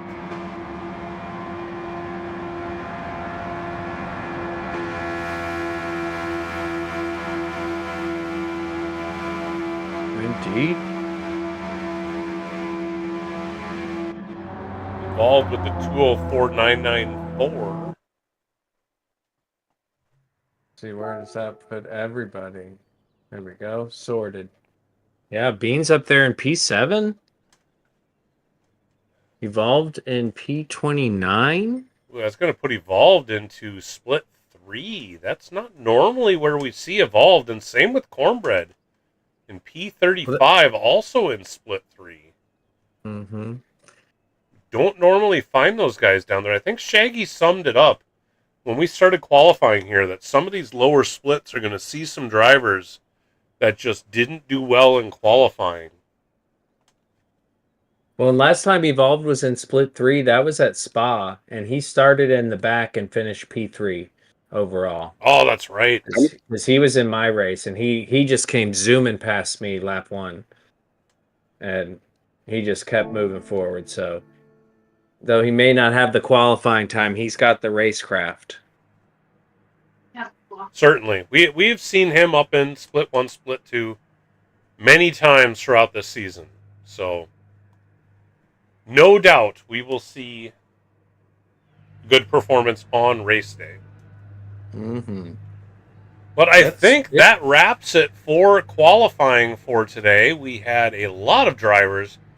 56 drivers qualified for this week's race. That's going to give us four splits? Yeah. Yep. At 14 times 4 is 56. So yeah, we have exactly. So we will have 4 full splits, assuming everybody shows up. Right. That's awesome. So that should Good be job, guys. some exciting races. Thank you everybody for showing up. Yeah, there we go. I think okay, so to wrap up the stream, one last time, let's give another shout out to our sponsor for the second half of the PHG season, Lithograph Comics. Lithograph Comics is not a store, but rather a comic book enthusiast bringing awareness to the hobby and the comic book collecting community. Located on Instagram, you'll find Greg, aka Litho, sharing comic book history, stories, and his personal collection, spanning a 35-plus year comic book journey. That's Lithograph Comics on Instagram. Go check him out. Thank you for sponsoring the PHG World Series. Woof, woof. Yes, thank you. And Papa and TKs, thank you for joining me in the booth tonight. This was a hoot, as always. You know, any last words you guys want to say before we end the stream today? Just thank you for joining us. Again, be sure to hit the like and subscribe button, and we'll see you this weekend for the races. Yeah, I just want to thank everybody for being here, everybody behind the scenes putting just stuff together, and the support from all the drivers, man. It's been an awesome journey so far, and I don't see it changing. So thank you, Shaggy, for putting all this together. Absolutely. Thank you, Shaggy, for putting the league together. Thank you, Papa, for building the community. Everybody come back. Friday and Saturday is when we'll be running these races. Friday, it starts at 7 p.m. Central. Saturday starts at 1 p.m. Central. TK, so are you going to be running the broadcast for both the races this weekend? Yes, I am planning on it. So we'll get those posted to the website prior to. So yeah, be sure to click the link in the chat so you know about the website and can check back to that. We'll have all the stream and stuff posted up there. Yep, so proactively, you can go out to YouTube, search for TCase101, go find his channel, go subscribe, and that way you can get notified when they get posted. Also, go to the Papa's House of Game Discord. If you, again, click the link in the chat, on the website, we have links to the Discord, we have all the information on the league, and all that kind of stuff. So you'll see the times. Once we get the streams created for Friday and Saturday, they will also be posted to the website. The manufacturer standings as of round 6 have already been updated on the website. The driver standings should be updated shortly, now that all the stewarding decisions are final. So yeah, that pretty much wraps it. We hope to see everybody back to check out the World Series on Friday and Saturday. Until then, everybody have a good night. Stay safe, as Papa says. Go get those wins. And we'll see you this weekend. Take it easy, everybody.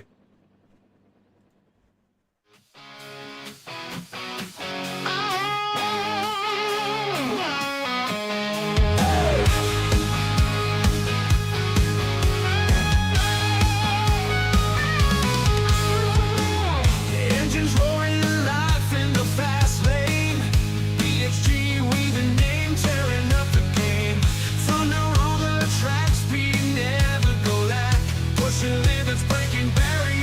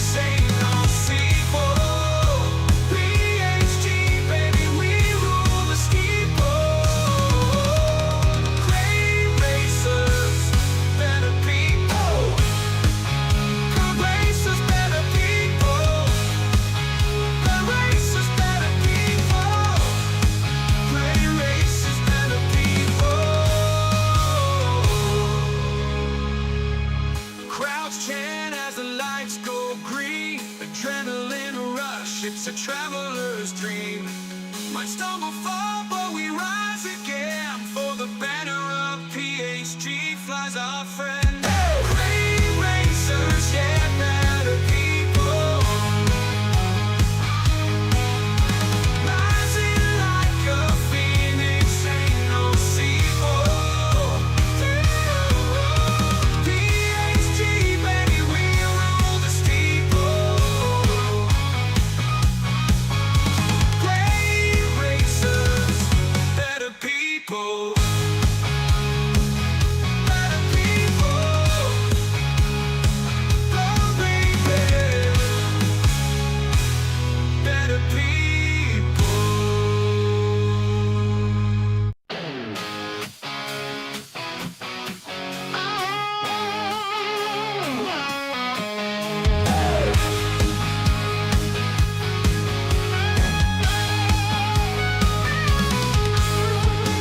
The engine's roaring life in the fast lane.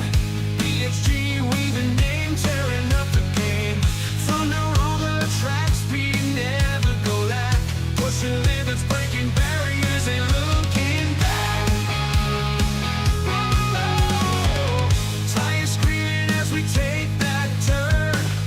Fuel and fire in our hearts we burn. Opponents in the mirror, they can't keep up. Keep the throttle down, never wanna let up. Great racers, yeah, better people. Rising like a phoenix, ain't no sequel. PHG, baby, we roll the steeple. Great racers, better people.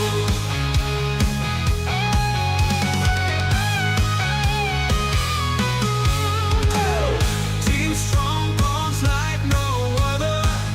Brothers, sisters, ain't no undercover. Victory sweet, but honor even sweeter. Every race together makes the fight deeper. Crowds chant as the lights go green. Adrenaline rush, it's a traveler's dream. Might stumble, fall, but we rise again. For the banner of PHG flies our friend. Great racers, yeah, better people. Rising like a phoenix, ain't no sequel. PHG, baby, we roll the steeple. Great racers, better people.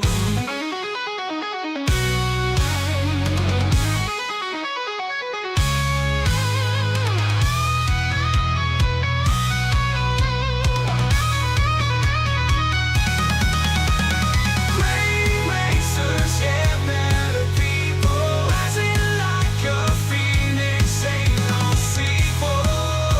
PHG, baby, we rule the steeple. Great racers, better people. Good racers, better people. Good racers, better people. Great racers, better people. Crowds chant as the lights go green. Adrenaline rush, it's a traveler's dream. Might stumble, fall,